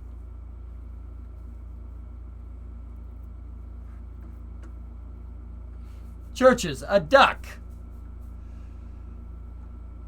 Any other questions in there? Can you demonstrate that in KSP? Well, John, you don't have boundary layers and you don't have fluid dynamics in KSP. If you launch something like that Sprint missile, you'll hit re-entry and it'll cook itself. So yeah, you can do it to an extent, sure. Thank you for explaining. I had figured that's what happens. No problem. Discovery. Do you ever believe we will colonize outside our solar system? Yes. Stream chat, 52-month resub. All right. Thanks, guys. So yeah, sorry about the lack of KSP play. I like it. I like talking about that stuff. Aerodynamics are fascinating, dude. It's crazy because that, once you get into hypersonics and you start getting plasma accumulation on the outside of the vehicle, the plasma works like water. And I want to be very clear to anybody that knows about this. I'm being very, very, very general. I know it's a lot It's a lot more difficult than that. And when I say the plasma works like water, I mean, if you picture a boat going through the water, the faster the boat goes, the wake angle changes, right? Plasma does something very similar to that. Plasma doesn't work exactly like water because plasma is not a liquid. It's a fourth state of matter, liquid, solid, gas, plasma, right? But it's because plasma is kind of between a liquid and a gas, right? It's kind of halfway in between. It kind of works like gas and it kind of works like water, and it leaves a wake, which is cool. It's really, really interesting. So, like, how I'd like to explain the shuttle, like, coming back in from re-entry when it would come back in is it's surfing a wave of plasma. I mean, that's basically what it's doing. Here, I can show you. See? This is a wind tunnel test, but this shows the plasma wake that the shuttle flies through. Yeah, Shady, it's cool. Can you show me how the vertication mechanism on the pad works? I'm trying to make my own. Mine's based off of the real pad. Subsonic means under Mach 0.8. Yeah, transonic is 8 to 12. Or 8 to 1.2. I know. Mm-hmm. Yeah, that's right, Hooded. Yeah, you got it. Now, that gets a little more complicated. What have you missed, Hokey? Today's stream has been about as fragmented as you can get in terms of schedule for an EJ stream. It's just been weird. It's just been a weird day, but that's fine. It's okay. It's alright. Sorry if you already saw this and didn't want to answer, but why not a super long thin cone? Wait. Problems? I mean, well, Spodrum, it really depends on what you're trying to do. I mean, you're talking like something like Concorde? Yeah, flying up into space, that would be great, but if you're coming back down, you actually don't want to be aerodynamic when you're re-entering. You want to make drag as much as you possibly can. Thanks, Hooded. I'm glad you like it. Why do I hear music in the background? Because I have music going on. No, Hokey, it's not even that, dude. The KSP1, the entire development team rated the stream during Space News, and that's not even that. I'm not gonna be like, no, KSP devs, screw you guys. I'm going to cover Space News. No, that... Yeah. The space shuttle is one of those things that looks like it shouldn't work, but it does. What do you mean, looks like it shouldn't work? I mean, the space shuttle... Everybody says the space shuttle flies like dog crap, but that was by design. It's not like NASA made it and said, huh, it flies like trash. No, the space shuttle's supposed to make drag. That's why it's so funny looking compared to a regular airplane. It's supposed to make drag. It's supposed to make... And even crazier is that the space shuttle uses those boundary layers that I'm talking about and puts them in strategic spots to get the thing to fly correctly. So now, when you're down here near the surface, you know, yeah, it doesn't work exactly. It's not really where it's designed to fly. It's designed to fly up there going Mach 10. It's not designed to fly very well down here. The shuttle was just good enough to get it back to the runway, and that's it. It flies like crap down here. But the reason why it flies like crap down here is because the whole shape of that thing is designed to fly really well up there. It's called cross-range capability. The shuttle can literally fly through re-entry while it's on fire with plasma wakes coming off all sides. It can fly. You can fly it through re-entry, which is ridiculous. Still ridiculous to me. Yeah, sorry, we can't say she's... No, we can't say she's sleek and mean, but I tell you right now, she's a... No, wait. Sleek and lean, but I'll tell you right now, she's a mean machine. The Columbia, not the kind you smoke. In terms of KSP, what's your philosophy when it comes to the Delta V ratio between the first and second stage? I usually incorporate more Delta V than I need into the first stage, Shady, because I try to get my first stages back. Now with the SSTO, just give it enough to get up and get back down. Has a Falcon Heavy core ever landed? Yes. One landed for the STP-2 mission, and then it fell over in rough seas. I'm curious how everything is attached on the pad. You understand that better than I do, okay?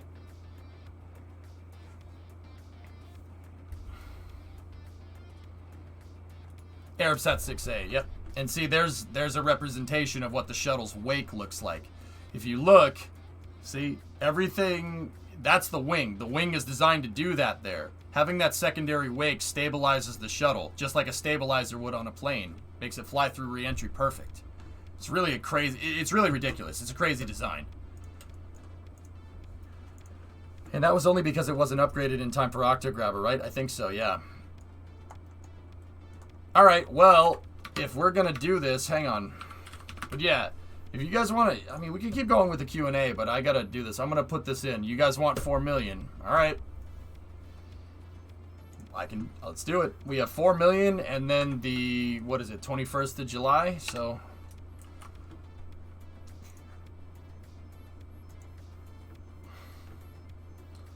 So 1, 2, 3, 4, 5, 6, 7, 8, 9, 10. 1, 2, 3, 4, 5, 6, 7, 8, 9, 10. 1, 2, 3, 4, 5, 6, 7, 8, 9, 10. 1, 2, 3, 4, 5, 6, 7, 8, 9, 10. There you go. June, yeah. Is it June? Wait, I'm assuming this is based off of Venture Star. Based off of it, yep.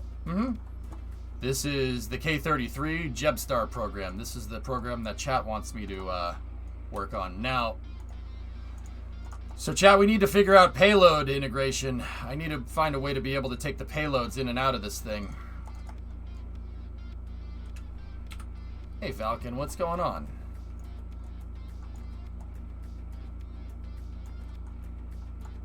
Yeah, it's July. You can't wait to see Big Chungus. And gantry crane. Oh, crane is how I'm gonna do it, John? Please tell me more. No, I'm just messing, dude. How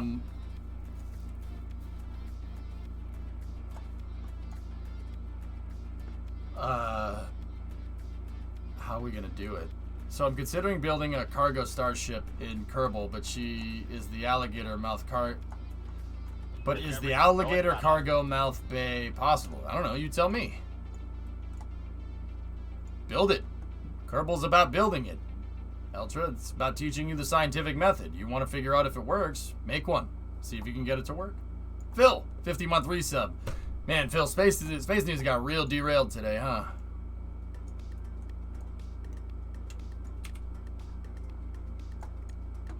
Alright, so do we want to build the crane right onto the pad?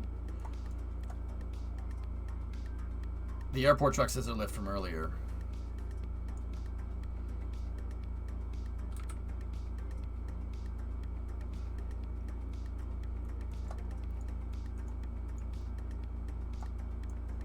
What is actually verticating the rocket? The 3 hinges? No, there's 4. One of these is attached to the root part of the launch pedestal, and then another one of these is attached to the root part of the transporter erector. There's 2 hinges that are clipped into each other right there.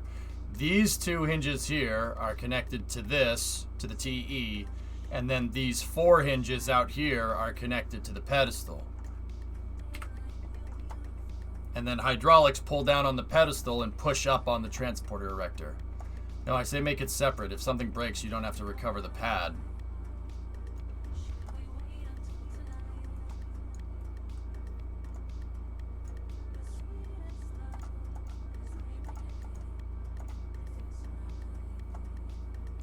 What is this mission? Spodrum, this is a... So this is an SSTO. And I just got this SSTO back from space delivering a satellite. Chat wants me to get this thing operational. But part of my mission mode rules here is that I have to build... I build the launch complexes. I build reusable launch pads for my reusable launch vehicles. So this is the launch pad for this thing. It's based... Not only is the vehicle, the K-33, based off of the X-33, but I built its pad as well. Which was made. Nice truck. See, it's based off of this. And it works exactly like it, or at least as best as I could. I say make it separate. Okay, John. Yeah, see.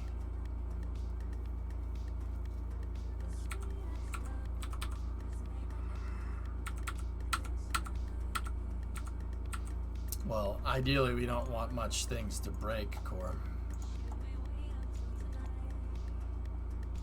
Ideally. One piece is better. Well, Core, the problem with that is if you look at how the X-33... I gotta pull up the video. If you look at how the X-33 was supposed to be put together...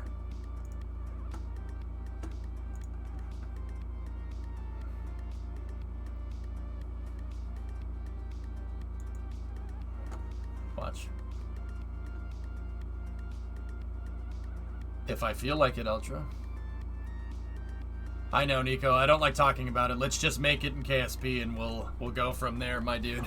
Let's just make it in KSP, man. Do you see how the hanger is on tracks? We can do that. I can make that. That's no problem. But how are we going to do the track system is where I'm kind of like, huh.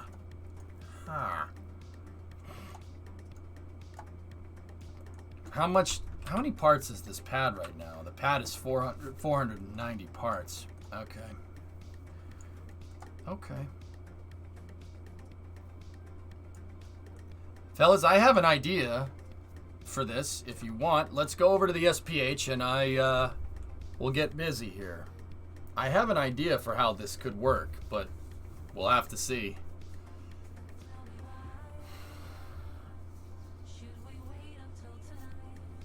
We're gonna have to add rails like Freedom's pad. We can do that. That's no problem. I have to add rails because I want that hanger to work like the gantry crane, right? We'll just take the gantry crane and just make it a slightly different shape.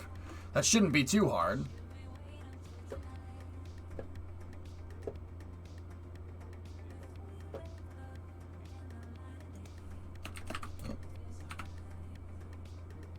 Nice roleplay value. I don't do it to RP, I do it to learn and understand what the heck I'm making, Ultra. Every ship that I make in KSP, I don't just try to make it work. I try to make it work like the real one would have. So my X-33 is designed to work like the X-33. It's designed to work like it. I designed it to do that, to work like the real one. I basically I try to understand the aerodynamics, right? I understand the aerodynamics in KSP, and I understand the aerodynamics in real life, and I try to translate it into KSP to work correctly. Fwandal, 44-month resub. Thank you very much.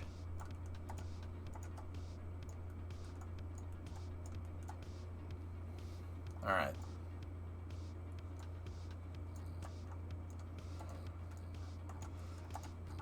So here is the launch pad. We'll go with the R4 variant. I'm going to do some upgrades to this.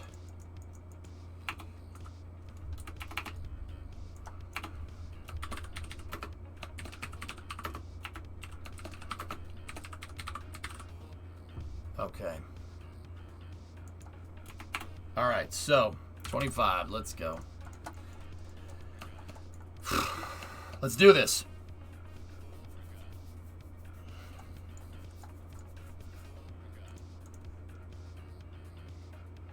So the first thing I'm going to do is get the prototype in here, and I'm going to mount the prototype where it is.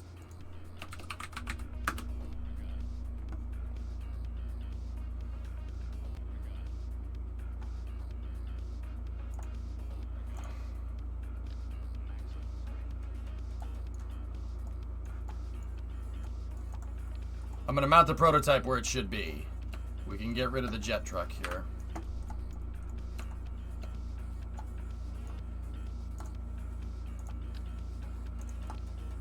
Here, let me check it, Thomas.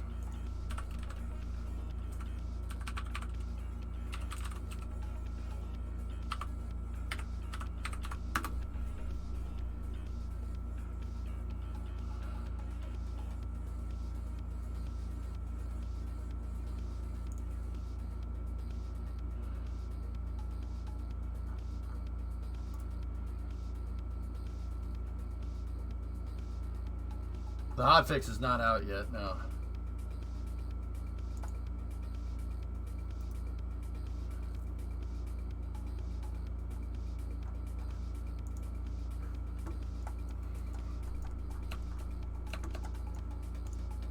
Nah, let's keep those.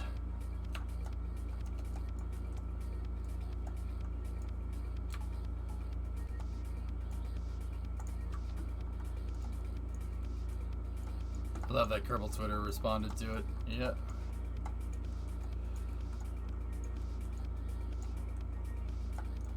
Okay, so here is basically a copy of the SSTO that we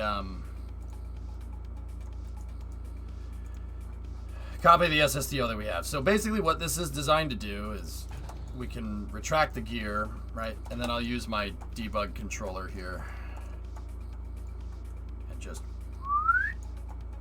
there you go. Right? So now we got to figure out a way to build the building here. Another thing I'm kind of wondering is, do we want to change anything to this pad? I kind of do. But then again, I don't want to screw with what I know works. But then again, if we're going to do it because we just got the deadline extension thanks to you guys, now would be the time to mess with this.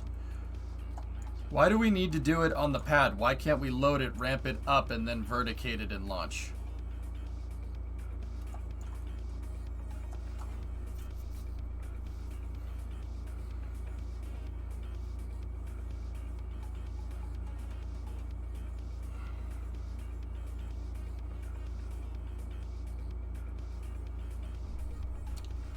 I mean, we can, if you want.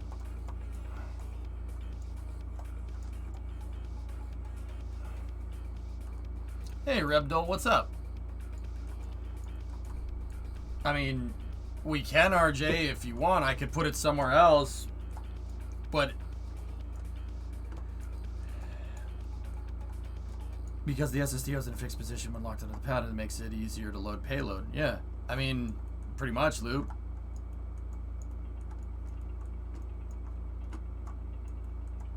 Yeah, we can use this as a datum to, because the SSTO should dock to this correctly every time. And if the SSTO is perfectly level when we dock it, which for, you know, for the most part it is, right? If it's perfectly level, then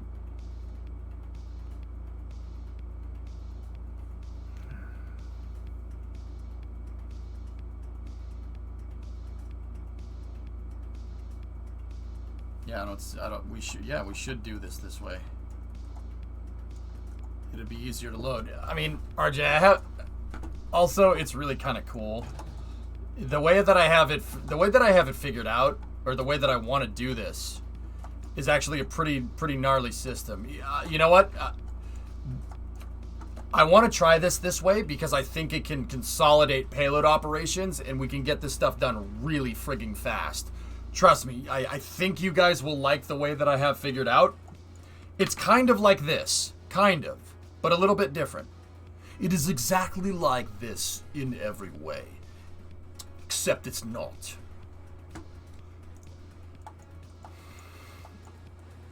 It's only perfectly level if the box doesn't twist. Well, I've solved that problem by putting the fuel tanks equidistantly on the side. You're gonna love this. Right. So, what I'm thinking... Okay. Here. Let me go in here like this, right? And here, let's do this.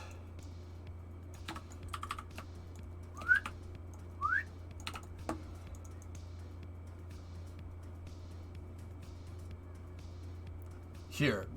You know what? I was going to try to keep it a surprise because I thought you guys would really dig this. But, here. I'll use my small plane hangar as kind of a thing to show you. Hey, Cord Run, 8-month resub. Thanks, buddy. How did I make this thing? Oh. Alright, well, get rid of that.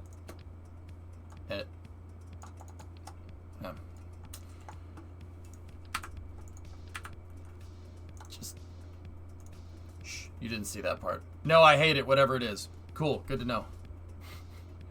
Thanks, I hate it.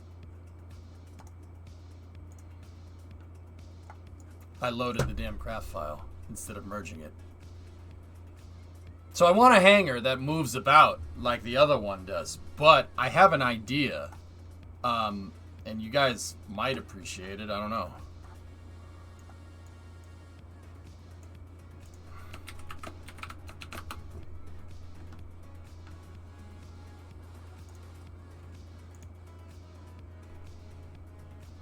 Can anyone tell me what to search for to find that hilarious 50s, 60s techno babble?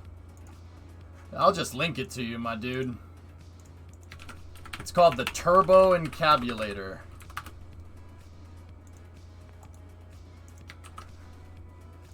Link is in chat, my guy. I hit... There's no period at the end.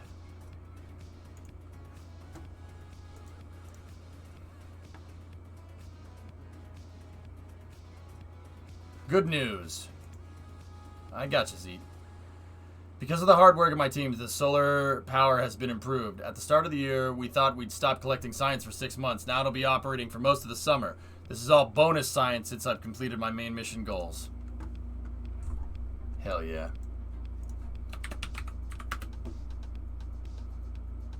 It's not cheap, but I'm sure the government will buy it.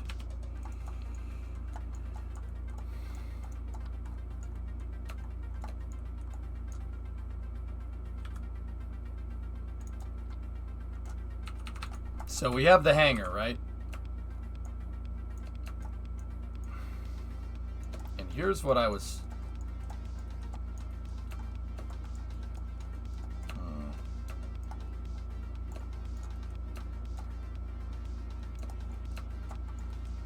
So we obviously want the hangar to do something like this. Here's what I was thinking.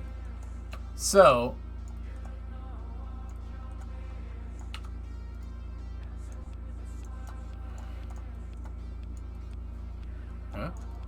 Only this won't look like this. It'll be a flat top roof with the gantry crane up there instead of the angled roof, even though the angled roof does look pretty cool. Right? Have you ever seen the A-Team? Yeah, of course. They're trying to fly that tank. Right? And then when we go to, you know, gantry crane here can put the payload in, right? And if I make this building correctly, we could use the flame trench right here as a place to stage the payloads. We'll have rails right here. A truck will back in. We can pick the thing up, and that means I can use Freedom's gantry crane. Just basically mount it in a building right here, and keep the same crane hierarchy that I have for Freedom's crane, so I know it'll work, right? We could pick up the payloads here, right? And if I make the vehicle, if we make the vehicle long enough, right? If I make the hangar just a little bit longer, right? We make the hangar go to here, right? And it encompasses this entire platform, right? It goes up to here for the most part. If it encompasses the entire platform, right? We can pick up and integrate in one shot, right? So that would make this two functions, all right? Two functions. Truck backs the SSTO into position. Hangar moves into position, payload picks up, goes in the thing, and then just do that in reverse. That's two integration functions.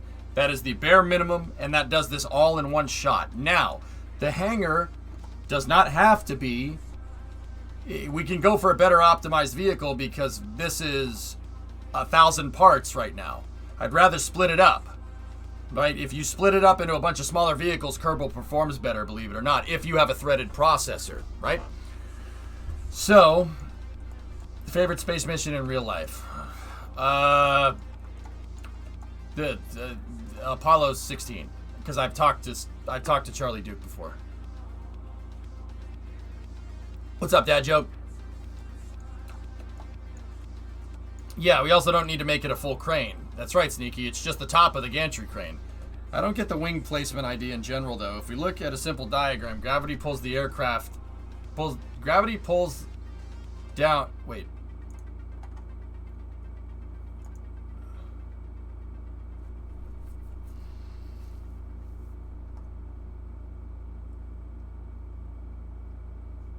Moment. Hooded, give me 1 second, okay? Let me finish explaining this to everybody. and then I'll tell you. You're right. You are correct. Long story short, but I'll get into why in a moment. So, right, we can just basically put the same gantry crane in here, and then once the payload is integrated, I can do one of two things. I could either take this thing and go this way with it, or we could take this thing and go backwards with it and roll it out of the way. We could roll it back here, and then we could have rails on the sides of the crane here. We could have rails on the sides, and the gantry crane will basically be like this, and it'll go, if the pad is like right here, the gantry crane will go on the outsides. That's why I left room right here. There wouldn't be that many parts, and if the crane can move back and forth, right, just like Freedom's crane could, it shouldn't be too difficult to get that done right. And then to make sure that the crane becomes square with the pad, we can use the rails, and then I can use these SRBs as guides. So that gives us a hanger for this thing.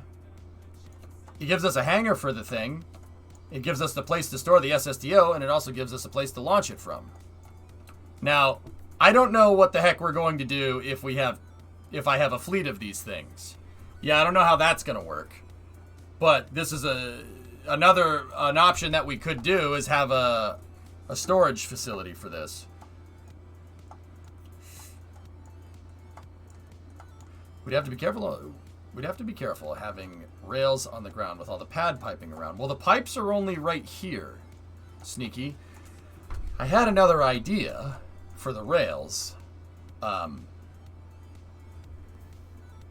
Imagine if you accidentally fired the SRBs. They don't have any fuel in them. They're inerted.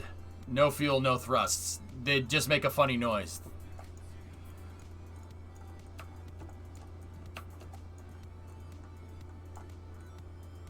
But maybe putting the cart down before the horse. Still need to prove 2 versions to orbit, and then we can do cool hangar stuffs.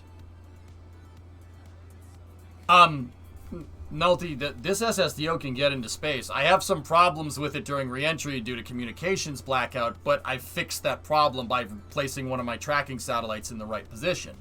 So, the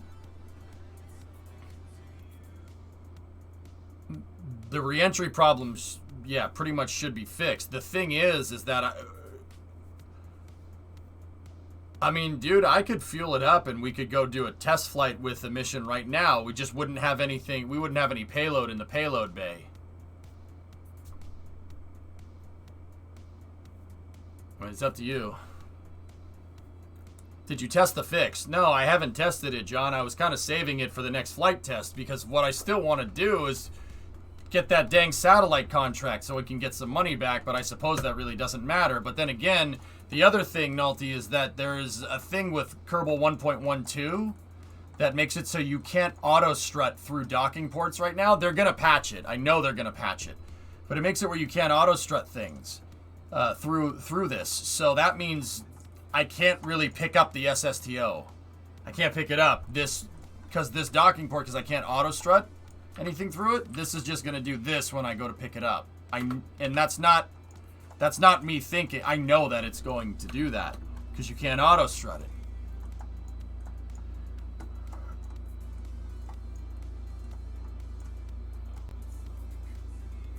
That hangar looks like a certain radiation shield in what used to be the USSR.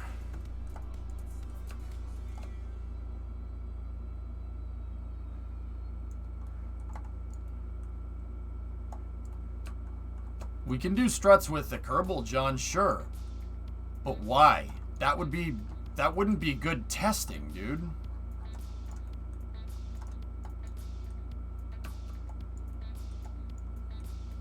It has struts that you can attach with Kerbals, guys. I don't want to... What I don't want to do, I'll be honest with you. Everybody, I don't want to go testing with a version, with not the non-finalized version of Kerbal. If we go out and we do a mission mode test with 1.12, and then they release 1.12, we're basically pissing money away if the test fails. I don't want to do that.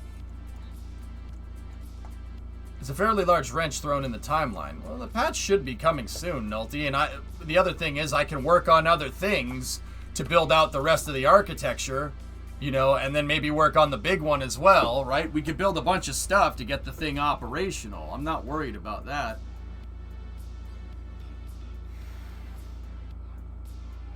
Can't you use same vessel interaction to stop flexing? I already am, RJ. I already am. I think you kind of glanced at my last, not sure. But what I mean is just double up. Use actual struts to replace auto strutting because struts are decouplable now.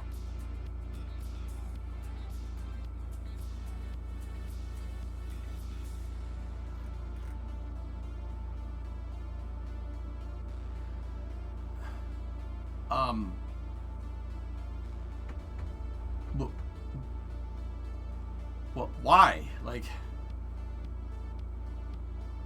No, Speedy, there's stuff I can work on that I can test without, you know, like, we could work on all the things that don't require putting the vehicle up, which is, guys, that's part of building out the architecture. I have to figure out a way to get payload back in this thing. Spooky,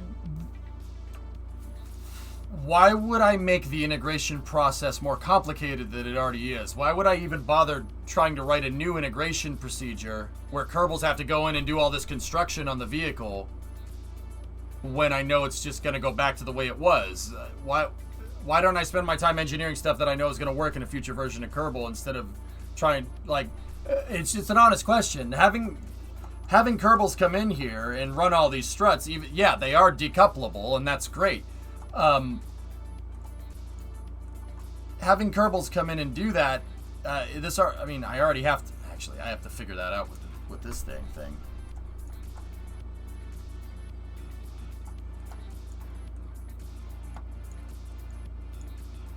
Why would I make the integration process more complicated? You guys got to remember, I have to make integration from the time this thing lands on the runway to the time we separate it off the pad. So that means, you know, taxiing back to this, payload reintegration and fueling, verticating and fueling. I want to make that as little time as possible, because the idea with the SSTO is that, and this is what Lockheed was trying to do. The SSTO, I mean, the X-33 was not an orbital vehicle, but even the Venture Star wasn't it wouldn't have been a heavy payload capacity. Payload capacity, I think, was 15 tons for Venture Star. It has like 2/3 of the payload capacity of the shuttle, which, while still good, is not very much. This thing, I'm trying to make a small sat launcher.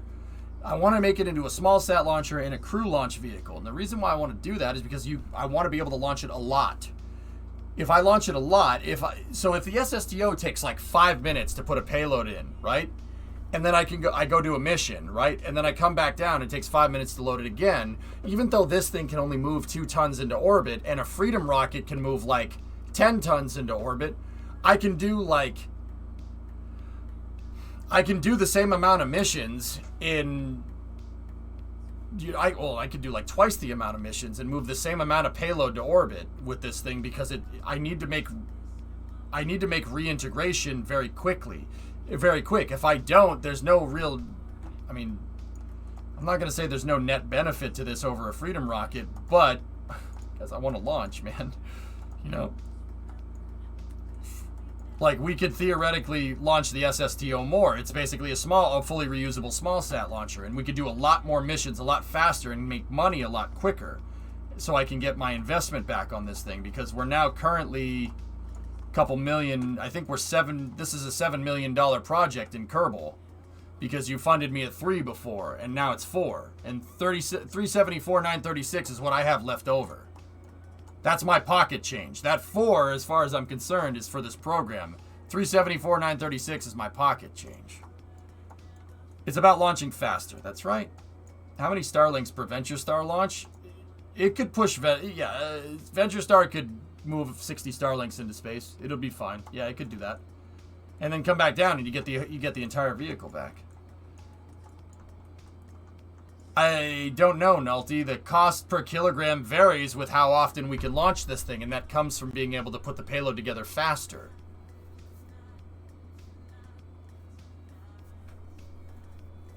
Pastor, can you fit a beam crane inside of the integration building? It could be fairly simple. It does not need to move. Back in the payload on a trailer, lift it up to the ceiling using the beam crane, back it over the SSTO, lower the payload into place. That was my plan, Jaka. Could SpaceX recover their second stage? On Falcon 9? No. On Starship? Yes.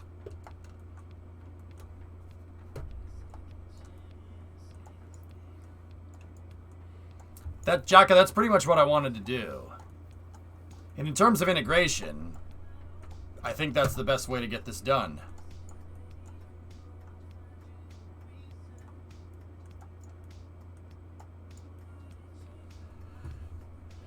Maybe go fix that satellite so it's the right part for the next launch. Well, I'll get to that.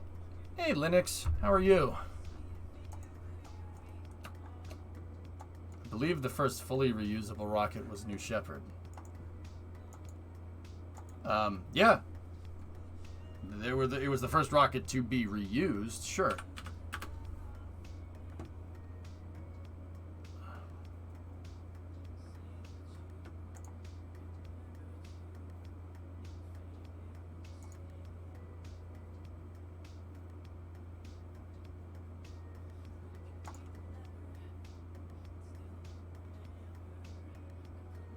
Sorry, going for the low-hanging fruit. I gotcha.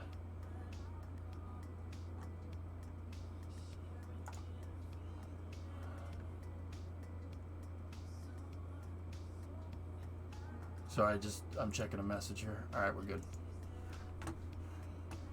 I have a new page on the forums looking for ideas for simple things that could be enabled at the start.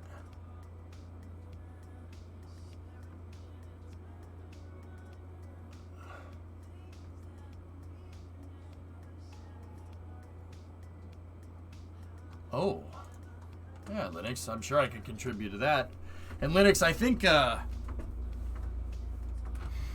I think we should, there's a bunch of stuff that we could, now that we're version frozen, dude, I think the modding community will see a resurgence, if you want my honest opinion.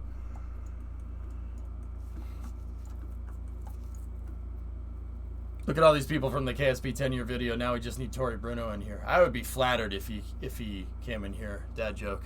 I would be flattered. I would be very, very, very, it would be an honor. Truly. Tory Bruno, he's so cool. You know what the crazy thing is about that dad joke? There's thousands of other people in the aerospace industry that are just like him. Tory Bruno is a cool dude, and I'm not trying to say he's not unique. You're never going to find another CEO of a space launch company cowboy like him. Tory Bruno is, he kind of is one in a million, but that old guard, Tory Bruno is, and I'm not trying to be mean either. He's old space. He's old school. That guy comes from the old school of hard knocks space program. Like, he's worked on all different kinds of stuff. Some stuff he can't even talk about. And it's cool to hear all these crazy projects that these guys worked on, dude, because Tory Bruno worked on this. He worked on that thing in real life. There's 1,000 other engineers just like him out there that have probably equally as kick-ass stories as he does. Sorry, I swore. I'll time myself out.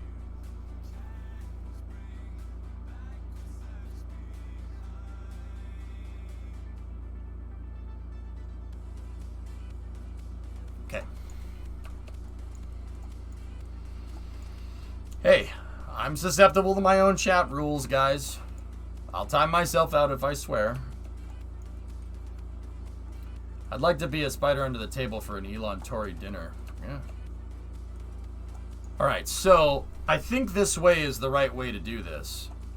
There are some things that I'm wondering. Sneaky, you brought up the pipes. The piping right there is going to be a little bit difficult to overcome, I think.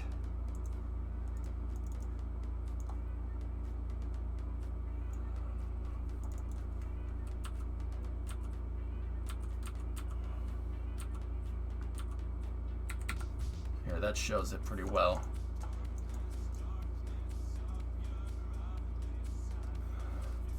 Would it be possible to make the integration stuff work both for the small and large SSTOs? Well, Speedy, the kind of thing that I'm working with here. Sorry, my back's kind of hurting a little bit. I'm gonna take a knee here real quick.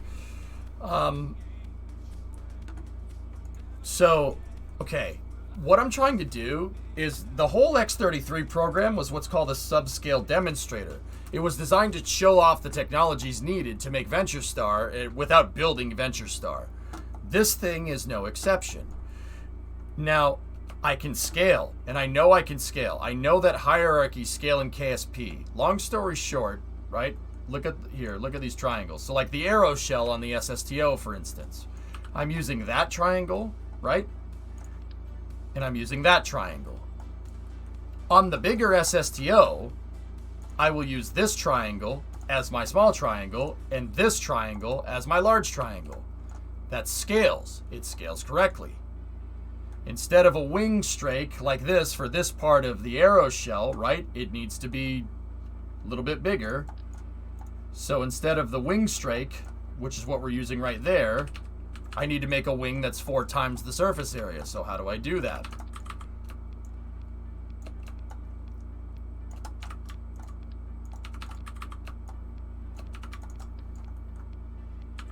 All these parts scale.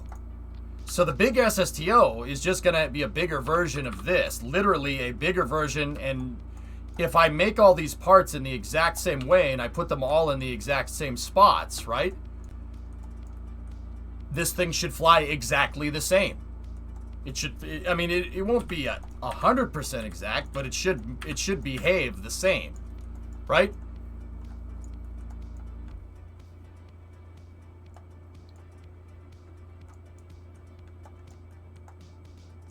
So, Speedy, we're testing this, right? And you ask if it'll work. Not this exact one will work, but this could lead, I could just literally I'm just going to make everything bigger. And we already have prototypes for LV5C, which is the big version of this. Or no, 5B? Is it 5B or 5C is the extended one.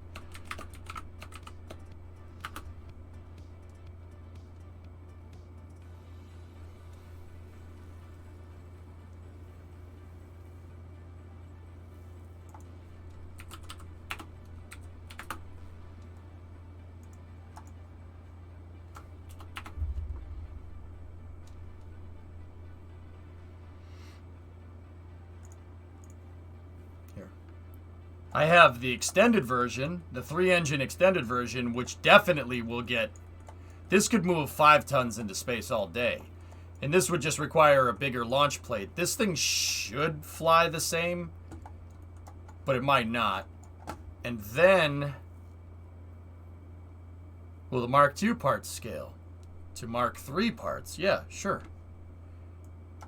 And now that's an extended version of that one. We have LV5A... And then there's 5B. 5C is the extended version of A.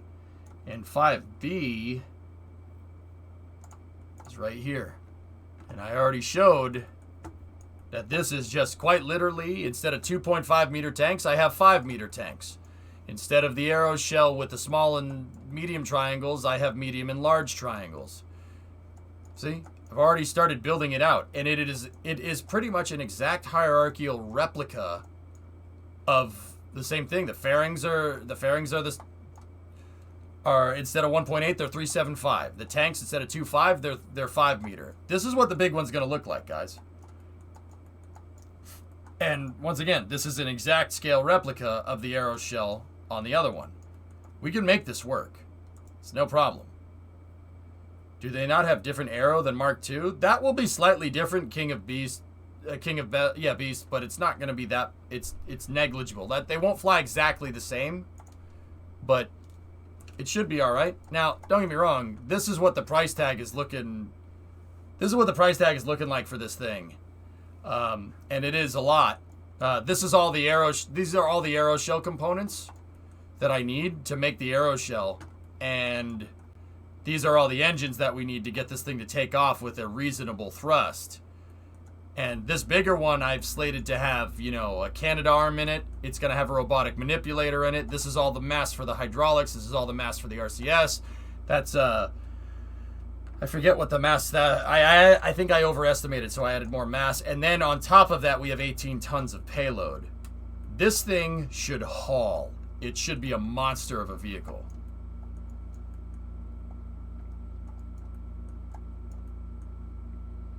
It should work. Can we build it? Well, let's get the small one working first, RJ. I want to get one spacecraft operational. I have to rotate my damn crew off the space station. They've been up there for a while. But yeah, that's kind of where I'm at. And you guys gave me until the 21st of July to get this all figured out. And I will, just like the other project, I'm going to approach this in good faith. And we will get it done. Now, once again, what I'm going to do is push for operational capacity with this thing so I can start making missions on doing small sat launches with it.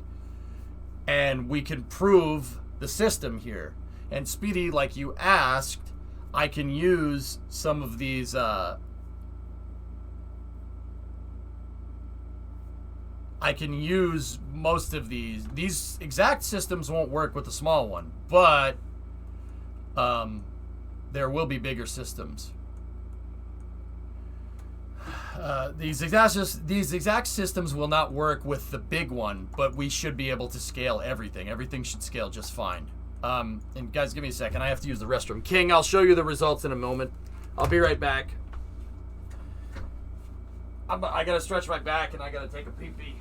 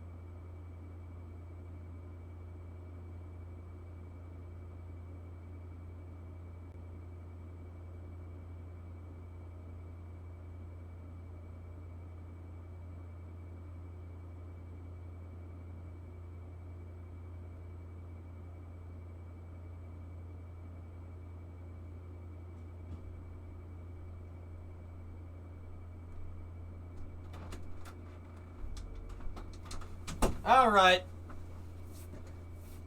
We've got a little bit of ways here until racing, so let's figure this something out. Let's figure something out here. Where'd the music go?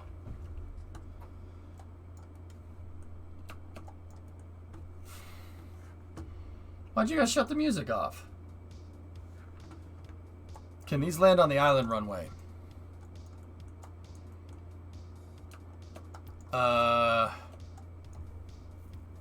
Yeah, I suppose they could. Music had to go to the bathroom. Oh, okay. Well, I did too, so that makes sense. Yeah, it could, but I don't own the island runway, Wookie. I have to buy the island runway if I want to land stuff there. Well, I suppose I could land stuff there. Yeah. Don't blame us. You fired DJ. I didn't fire DJ. Twitch. I had to lay him off. Element. Twitch fired him.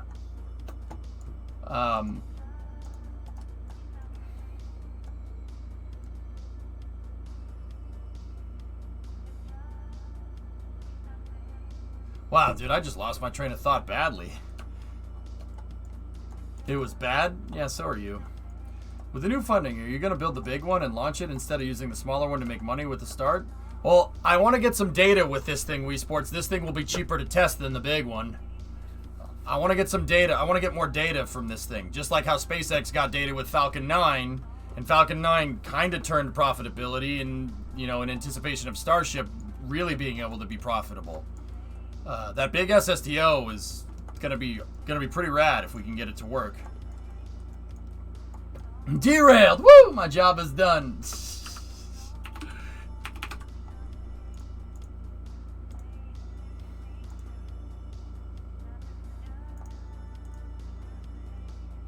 Yeah. Speaking of other launch site, how does that work? You gotta discover them, Inky. They're behind Fog of War, which is pretty rad. Use KerbNet. Use KerbNet. Launch an observation satellite and try to find the anomalies and then fly to them.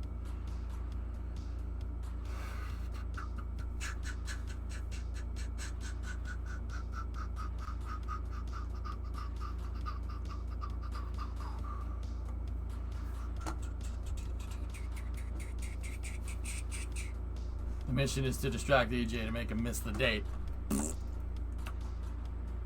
But do I need to set the option in the difficulty? I don't know. You'd have to check. I didn't have to change any options, Inky. They just showed up. Alright, so... Okay, another thing that crossed my mind when I was stretching, guys, is that, look, okay, this launch complex is designed to go next to the pad.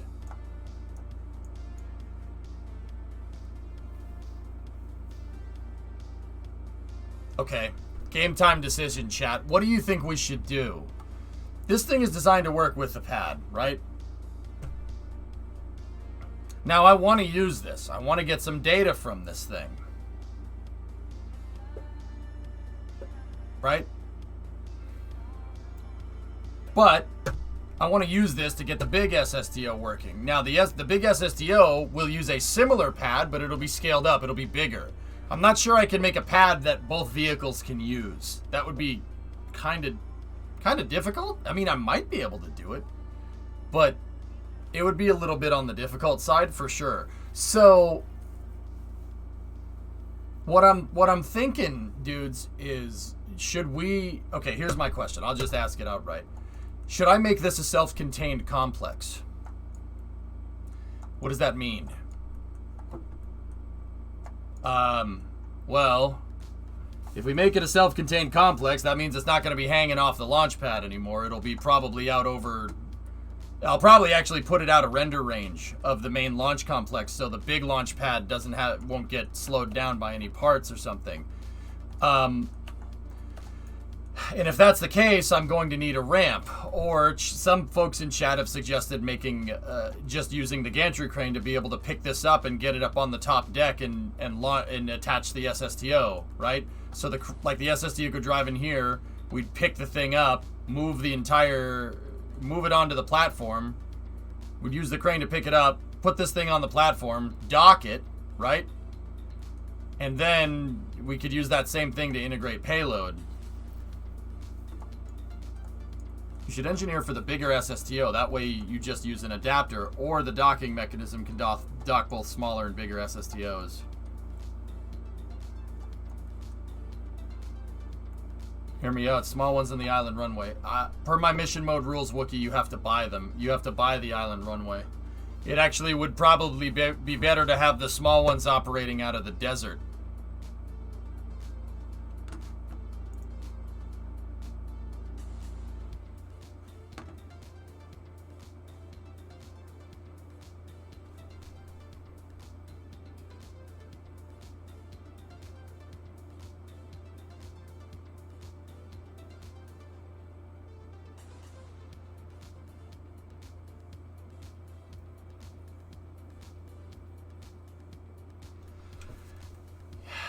Yeah, Cora, I know, inclination.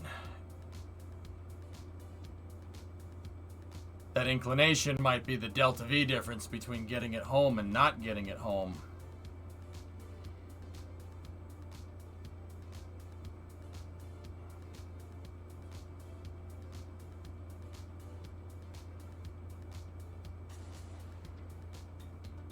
Out of curiosity, why didn't you build the launch pad with its own ramp in the first place? Part count?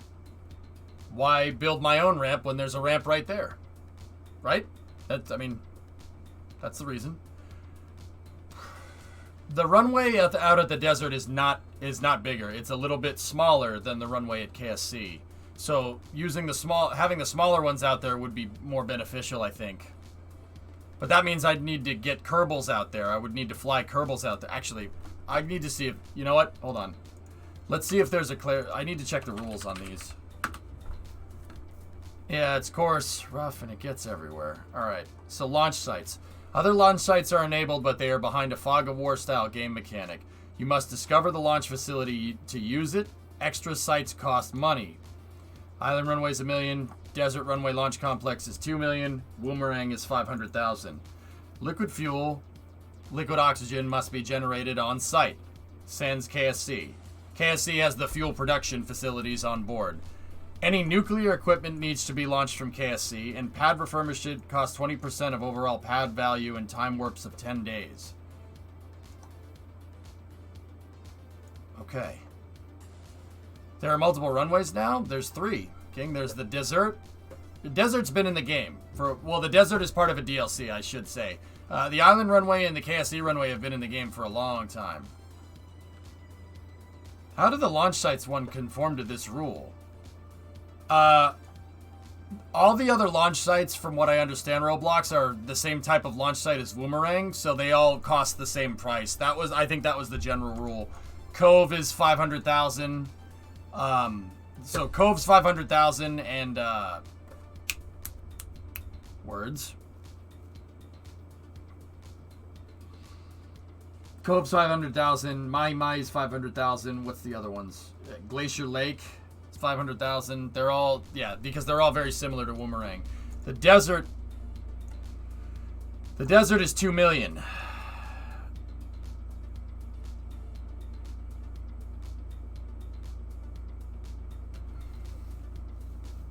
Yeah, there's Crater too.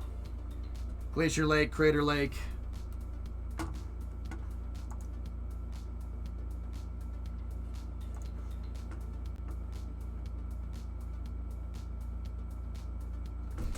Actually, having the small SSTOs operate out at the desert is not a bad idea. The desert has a ramp.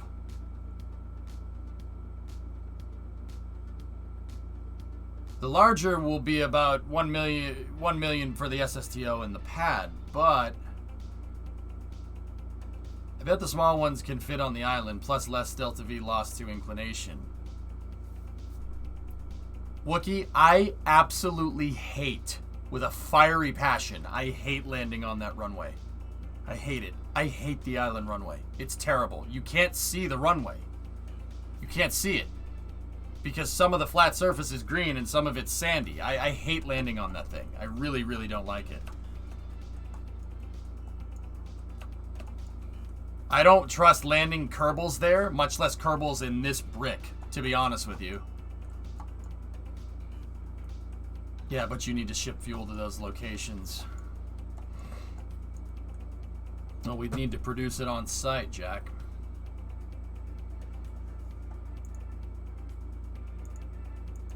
Alright, well, we have some decisions to make. It do be cheaper, though. Yeah. Yeah, and using SRBs on the space shuttle was a cheaper solution, too. Oops.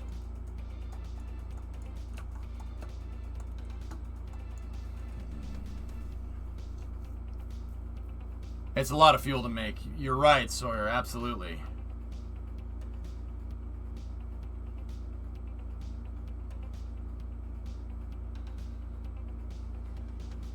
How much fuel does this thing take? 3 fuel trucks worth? So we have 28,000 units of liquid fuel. It's good for 2 launches of this thing. It is too soon, Twitching. It's always too soon. But I did it to drive the point home. The island runway runs to inherent risk. I'm not killing a Kerbal again. Not if I can help it. You know? But see, then again, I'm wondering what our Delta V loss... Hang on.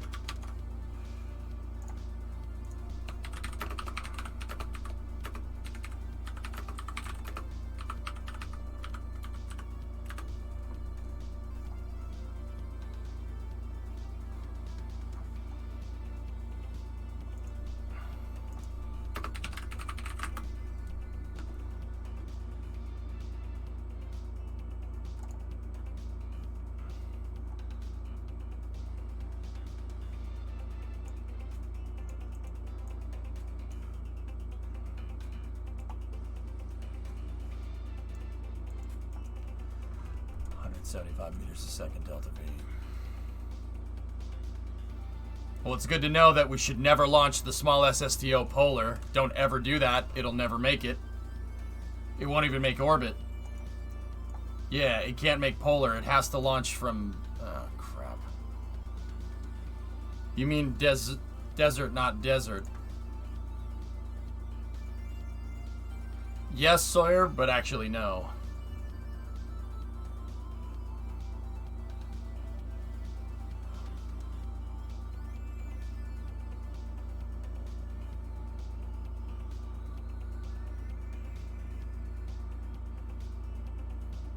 Just clarifying an earlier question, what is the fuel cost per kilogram to orbit for small and large versions?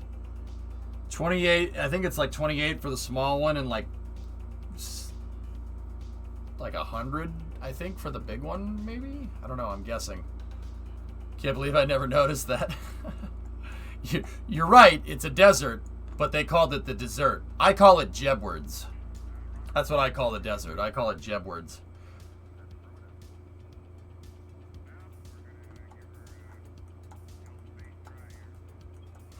Alright, guys, that sounds good. Jebwards Air Force Base.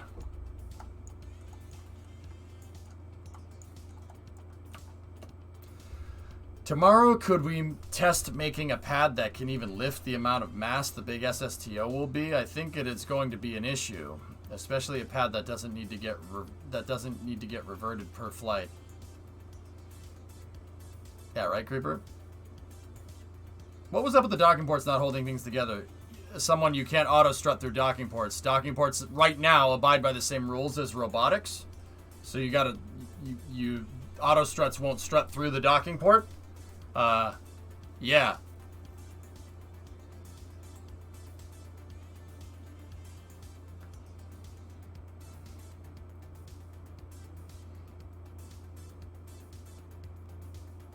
I mean, Sneaky... Ever wonder what the Kerbal's obsession with sweets is? They think Minmus is mint chip ice cream, but don't think the moon is made of cheese. If you had a choice between eating cheese and ice cream, which would you eat? Bro. Wait, really? Yeah, you are. It's getting patched, though. The developer, Repo, told me that they were going to fix it. Air Force or Space Force? I don't know. Edwards Air Force Base isn't a Space Force base, so... Yeah, Jebwards Air Force Base. Did it take you a long time to load up KSP for the first time after the big update? Not really, Builder, no. I do be thinking the island runway, the small ones, would be actually be cool.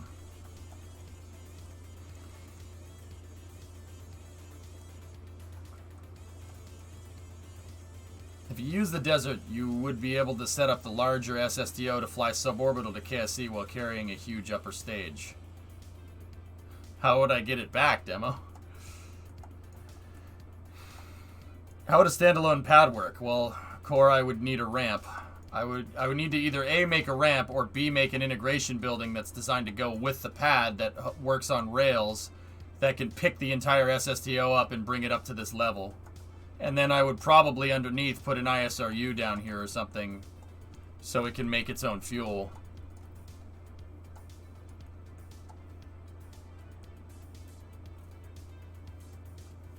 There is another...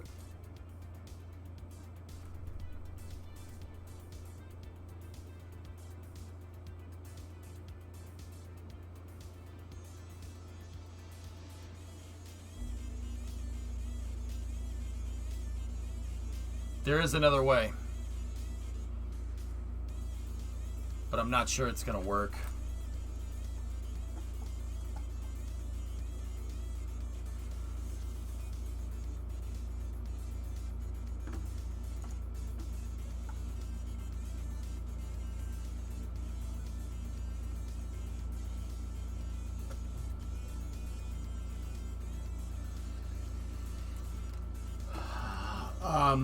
The other way, Sneaky, is here.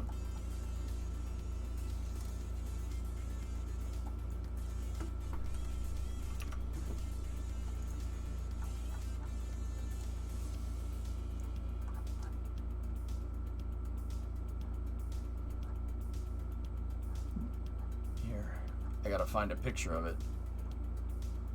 We've kind of done it in the past, I guess.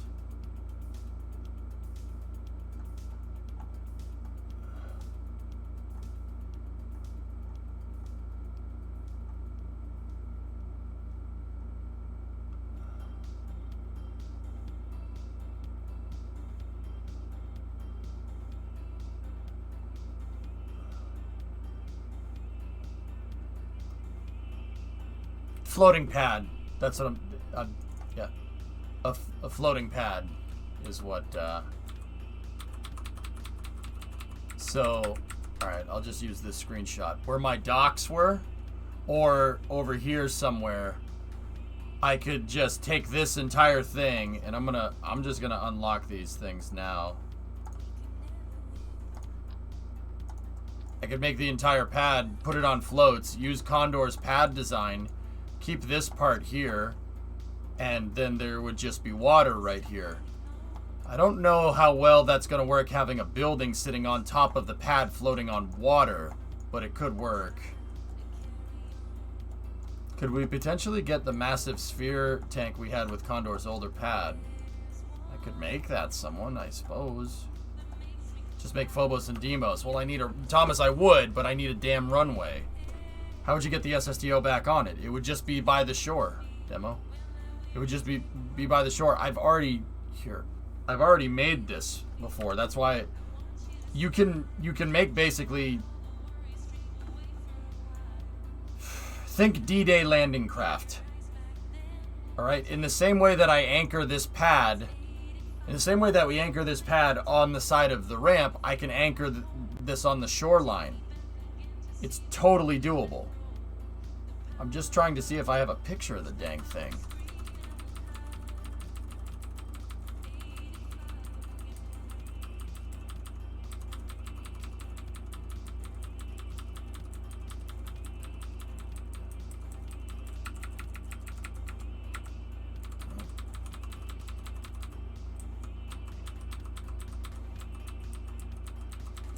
Yeah, Wookie, I mean, I don't know, dude, I don't, like, okay, you're trying to, I've said no multiple times, dude, that I don't want to land the SSTOs on the island runway. I get it, there's hangars there, and yeah, it's very useful.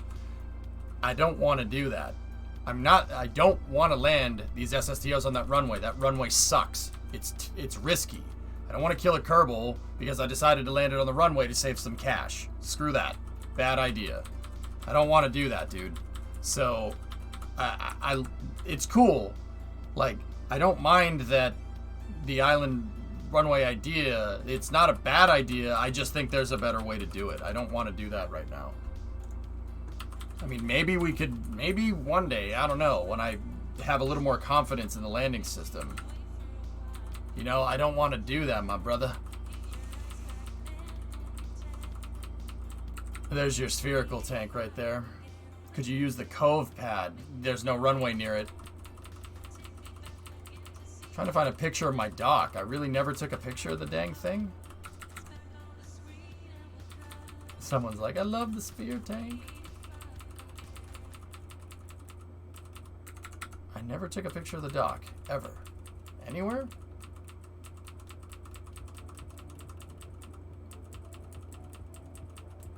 Never did. Huh. Crazy. Basically, the dock looks like this with a panel, with panels hanging off the end. And I sink this into the water, right? We sink it into the water, and then the panel ramp is butted up against shore, so we could just drive right onto it. So you don't need a ramp. It'd probably it'd probably be like maybe a quarter of the size of Condor's pad. And hopefully it never ever does that.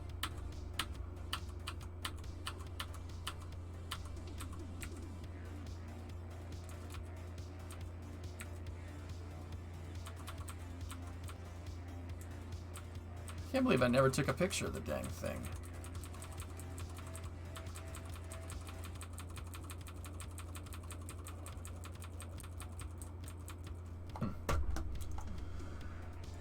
Or we could just make a self-contained elevator.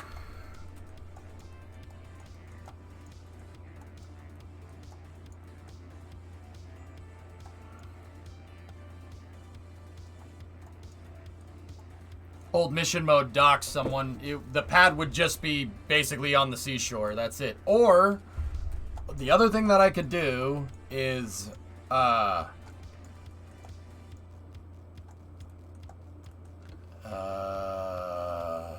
hold on. Please hold. What's our height? Here. Damn.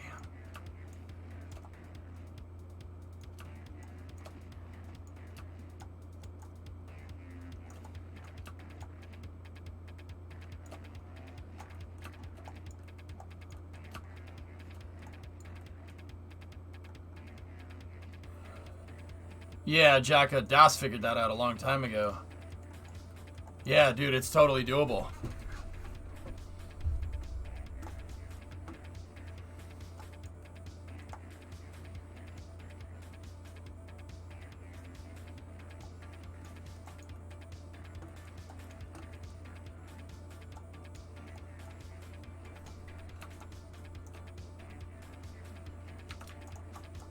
Give me a second. I gotta do...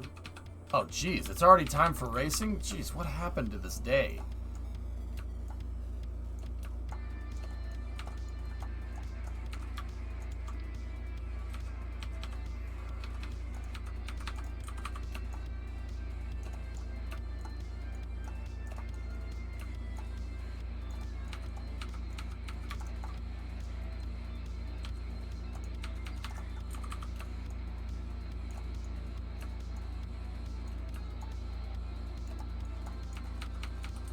I need to see just roughly how many parts this thing is replacing. So I could replace a bunch of panels with basically 4 of these things. It takes up 4 of these fuselages will take up the spot of 12 of the panels. We could seriously reduce the part count here.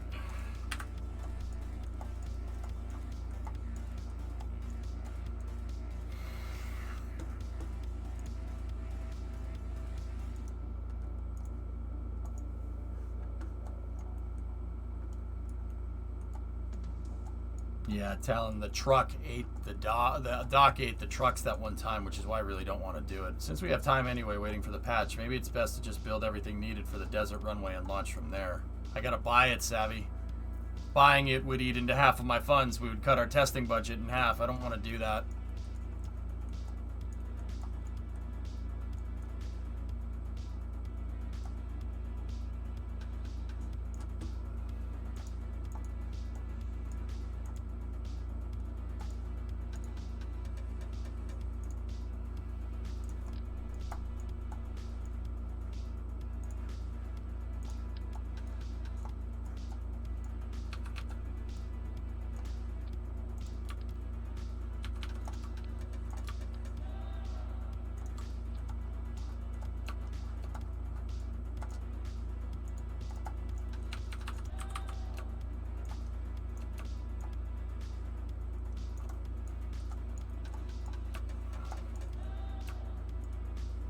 It's possible, King, but I don't want it.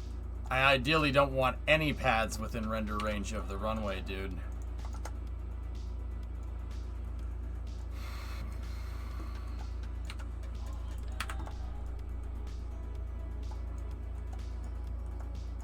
Yeah, Wookie, that's kind of the reason why I don't want to do it. These things, I don't know what that's going to do if those things push into water. I don't, yeah, screw that.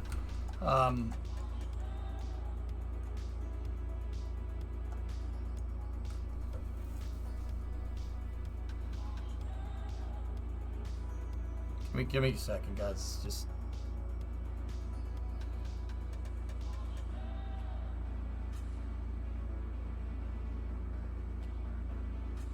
yeah, that's gonna have to be the way that gets done.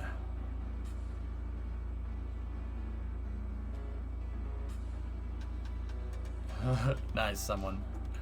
With Stratenblitz's strategy, we could make runways out at sea. You just have the origin point 250 meters below the surface, right?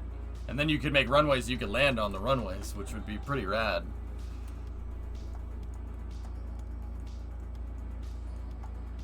Alright, well, there's a lot of stuff to ponder here.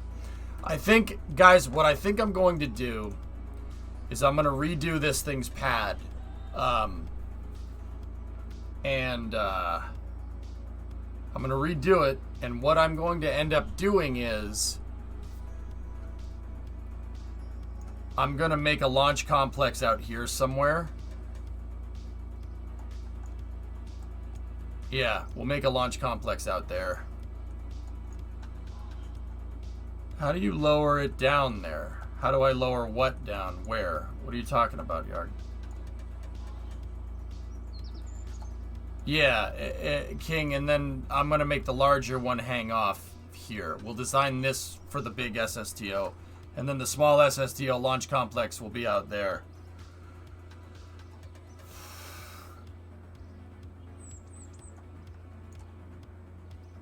I don't... how do you lower it down there? I don't know, man. There's... I think the way Stratenblitz did it was he gizmoed it out of the way. I think it should be further. Yeah, you're thinking off of arbitrary numbers, Wookie. I'm thinking off of the actual render distance. It needs to be right here. About 2.4 kilometers or 2,500 meters, 2,400 meters, give or take, away. 2,500 meters is like right here. It's a line basically right there. So anything over on this shore, as long as I know there's flat terrain around, and I know there's flat terrain around right here, because I've tried to make a launch pad out there before, dude. Yeah, that's, we could put the entire pad on landing gear, and I could roll the whole thing out there and just place it down. And yeah, we could just drive fuel trucks to it. Drive fuel trucks, fuel it up, come back. Drive fuel trucks, fuel it up, come back.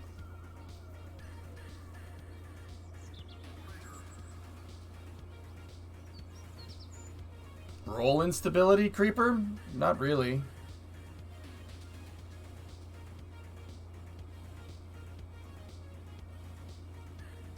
Watch Stratenblitz's video about making bridges on Moho Yarg. Weird question, but would Mint Chip be viable with current tech? I could get Mint Chip to work. Someone. Vessel hierarchy was what was killing that project. Vessel hierarchy. Yeah, Mint Chip I could get to work just fine. Yeah, it would be really easy to get it to work. I had everything right with Mint Chip except the vessel hierarchy. I had the actual base, the refueling area. Someone for Mint Chip was marked as like a probe, and the Grissoms were marked as a base. You dock base to probe. If Grissom is crooked, it tips the base into the ground and blows it up. That happens on Kerbin too if you don't do it right.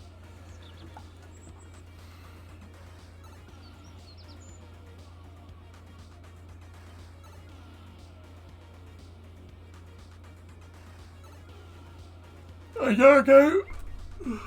It's not viable for career mode. I'm not entertaining that idea. I just said, you know, if you could build runways out in the middle of nowhere if you really wanted to. I mean, we could do that, and that's more of an end game thing. I'm not doing that now. Then I'm going to have to take a second look at my SSTO, encountering major roll instability. You may have covered it during Space News, but did you listen to the Aviation Week interview with Tori Bruno? No. I haven't seen it yet. The entire stream today has been totally screwed up. Yeah.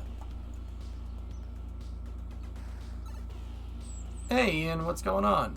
Dang, your hair grew back fast.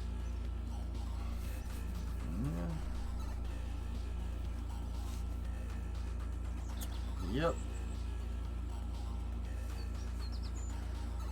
On the days I miss the stream, I like watching the VODs. What's the best way to support you? Watching on Twitch or on YouTube? Whatever one is easier for you, Us. I mean, supporting, like subbing here on Twitch would probably be the best way right now. I'm not sure the YouTube channel is made any money. I'd have to go look. What's cruising altitude in Kerbal? Different planes have different cruising altitudes, RJ. It depends on what it is.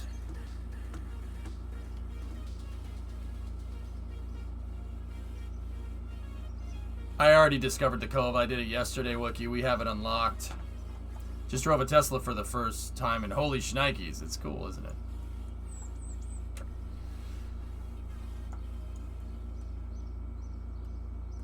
What prevents both from using the large SSTO pad and hangar crane? Ah, King, the size, man. The size, they're huge. A Model Y long range, real nice. That's cool, Ian.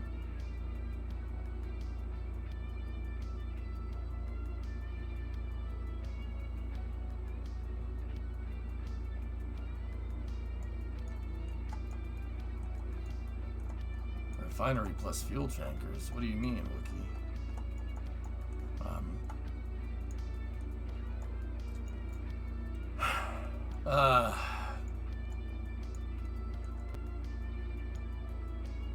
I lost my train of thought again. Dude, this day sucks. I can't focus today. Holy crap. Holy crap, is it bad. Oh, man. It's just one of those days where everything is like, oh, man. Can't focus today, dudes. I'm having some real trouble. Having some real trouble today. Oh, my goodness. Today has indeed been a day. Yeah.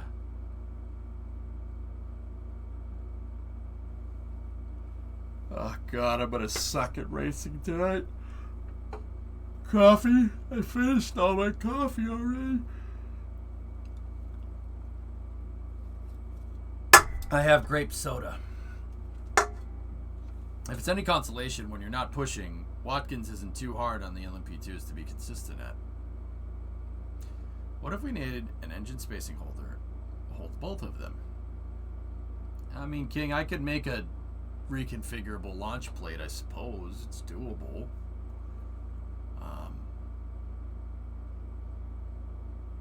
Yeah, passing this day is... Dudes, I always end up having, like...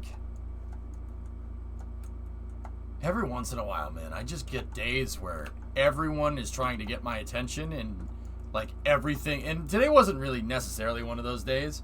But, dudes, I have days where everybody's trying to get my attention and everything is, like... There's just a lot of stuff going on. And like, man... Like, look at how... Like, I tried to do space news and we ended up talking about, like, UFOs and stuff today. Like, oh, my God. I gotta get back on my game, dude.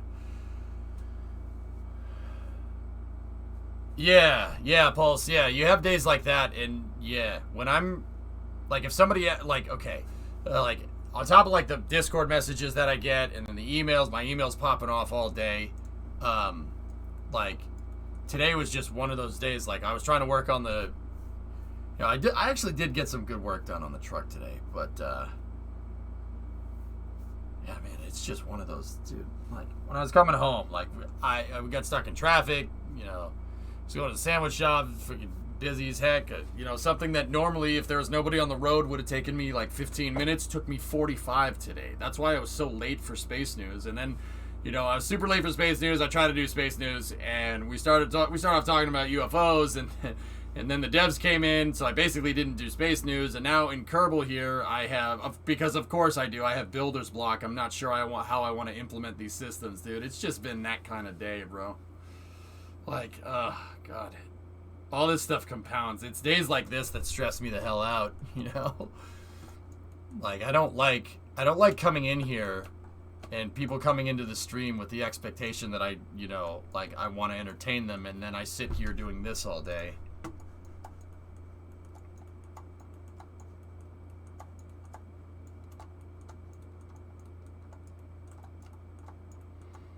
You know? What if you change your schedule for one day? I don't know. No, Force, I gotta find my stride. And I'll be honest, I'm not back where I want to be. And you know what screwed it up? Vacation. Vacation threw off my rhythm completely. Like, completely. This is why I hate going on vacation, because, like, I gotta get back into the groove. And I've been trying to do it this week, but I also been trying to do the truck stream, so trying to get back in the groove hasn't really been working for me too well. I should have just done a regular streaming week with early hours, Space News, and instead of trying to do the truck. How dare you relax? No, you know, the vacation was great. I enjoyed it. But now I'm all screwed up. I had to use this entire week to kind of get back into it, and then you get days where everybody's, jeez, dude, yeah. And I hate making excuses. I can't stand it. But I haven't gotten anything done this week, dude. What have I gotten done? I made some tank treads. And I guess I was entertaining to you guys, but yo, if it's one thing that I'm learning with mission mode, you can't just be like, oh, okay, you know, July 21st is a month away. It's fine. No, we gotta hop too. We're gonna be doing some pretty nutty Kerbal streams soon, but hey, Mac, tier 2, 5 months. Thanks, man. I just hate it where we're a day, like, and this is gonna sound like the most pretentious thing, like, and it's not really, Paul's, I'll be honest with you, it's not so much chat. It's like, I don't mind keeping up with chat. That's fine. I do that. That's no problem. It's like just one of those days where, like, I'm getting messages about this, It's just everything comes together to prevent me from getting my work done. Oh, God, man, it sucks. Mac, I'm not satisfied with the progress that I made today. I think today personally was a terrible stream. So what project do we want to tackle tonight? Well, Wookie, basically what I'm going to do is, and see, like, even tomorrow I can't start at noontime. I might be a little bit late. I have some other stuff that I need to do. Last, I can relate to how you're feeling. Yeah, I know. Well, NASA, man, what you told me yesterday. Yeah. All right, what do you got? You know, struggles I was working with at work today, so after concentrating so much, my brain is all, yeah, I'm a little scatterbrained today. You know? Wookie, what do I want to work on? I need, basically, I think the best course of action here for the SSTO project is to make it a self-contained pad. So make it a pad that does not need the ramp, because I don't want the small SSTO launch complex and the large SSTO complex to be near each other. So, Wookie, what I'm probably going to do is we're going to come up with I'm going to basically redo a lot of the pad. Redo a lot of the small launch vehicle pad, fix a lot of the errors that we had with it, make it self-contained, so I'll build my own ramp. With the Mark III fuselages, I should be able to build a ramp out of panels with that thing, and then build the flat plate, the elevated plate for the pad. I should be able to build that out of, Mark III fuselages, and I have a way to put all that stuff together where it won't break. I'll just use Condor's baseplate pad design, and if I make my own ramp, then yeah, I'll bet you it ends up about the same part count. The pad in its current configuration is about 500 parts. I'll bet you that the other one, the one that I make, will be less, and I'll make it so, you know, I'll make it so we can roll the pad out to its destination. Oh, that's gonna be difficult. I'm gonna have to roll a new crane out there every time. If we have a gantry crane, I'm gonna have to roll the crane out to it every freaking time. Ah, shoot.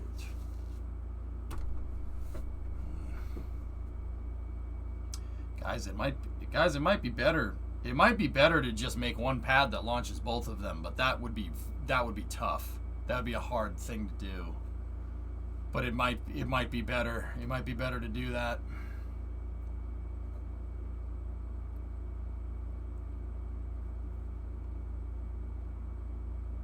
Yeah, I saw it, Mac. It's cool. I've seen terrible streams. Yours has never been one of them. Thanks. Another topic. My wife was wondering if you have a small business that you know would be willing to receive a package for you. Yeah, John, I'll get back to you on that, dude. Yeah. Shoot me a message in Discord so I don't forget about it.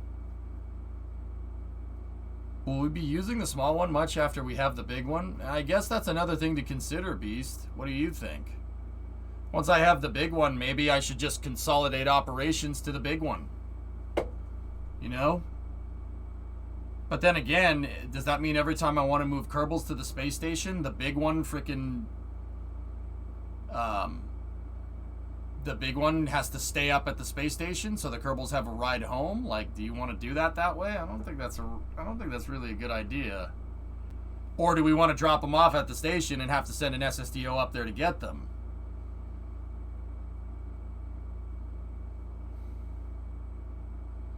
We got a lot of stuff to think about. But I am happy. This is a challenge and I do like it, and I'll get back into my stride, you know.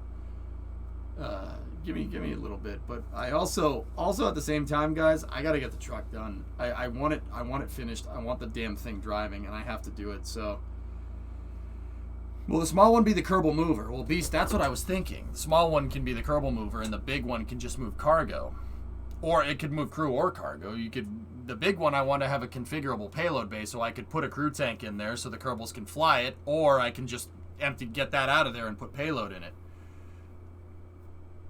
The extended version for crew missions makes sense. You should match DART's capability. The small one doesn't do that.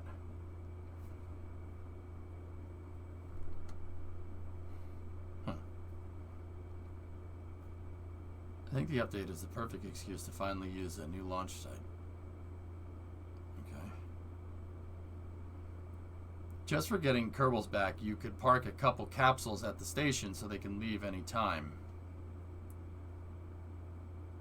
Capsules? Like what? What kind of capsule? What do you mean? Why don't we just leave one of the smaller SSDOs up there? It's not going to be that much of a hard sell having 3 or 4 of the smaller SSDOs. Caveman. They're only like 50K a pop for the small ones, for the K33. The Jebstar will be 500,000, or no, like 420,000 a pop. Nice. So yeah, like I said, we gotta. It's better to, trust me, like, I know it's a lot of talking. I've been doing a lot of talking today about this. It's better to figure this stuff out now and then go with it, because you don't want to be all fragmented later when we're really getting into development. How many Kerbals can fit into the SSTO? We could fit 3 inside of the crew tank with its capacity. Yeah. I could make the crew vehicle that goes inside the crew tank payload that goes inside of the small SSTO. I don't want to make that into a re-entry vehicle, but we could. Yeah, it's time for racing, guys. So I'm going to switch over to racing, but yeah. You can make escape pods with airlocks. They're super light, too.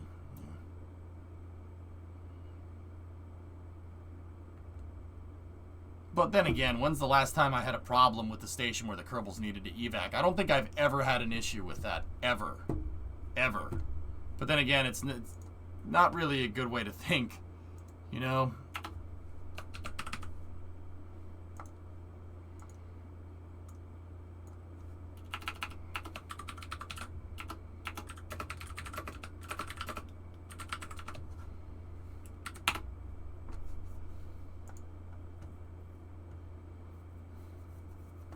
I think fitting 5 makes the most sense. Oh, okay, so we'll send 5 Kerbals to their death when the crew tank is too heavy because it doesn't have the payload capacity.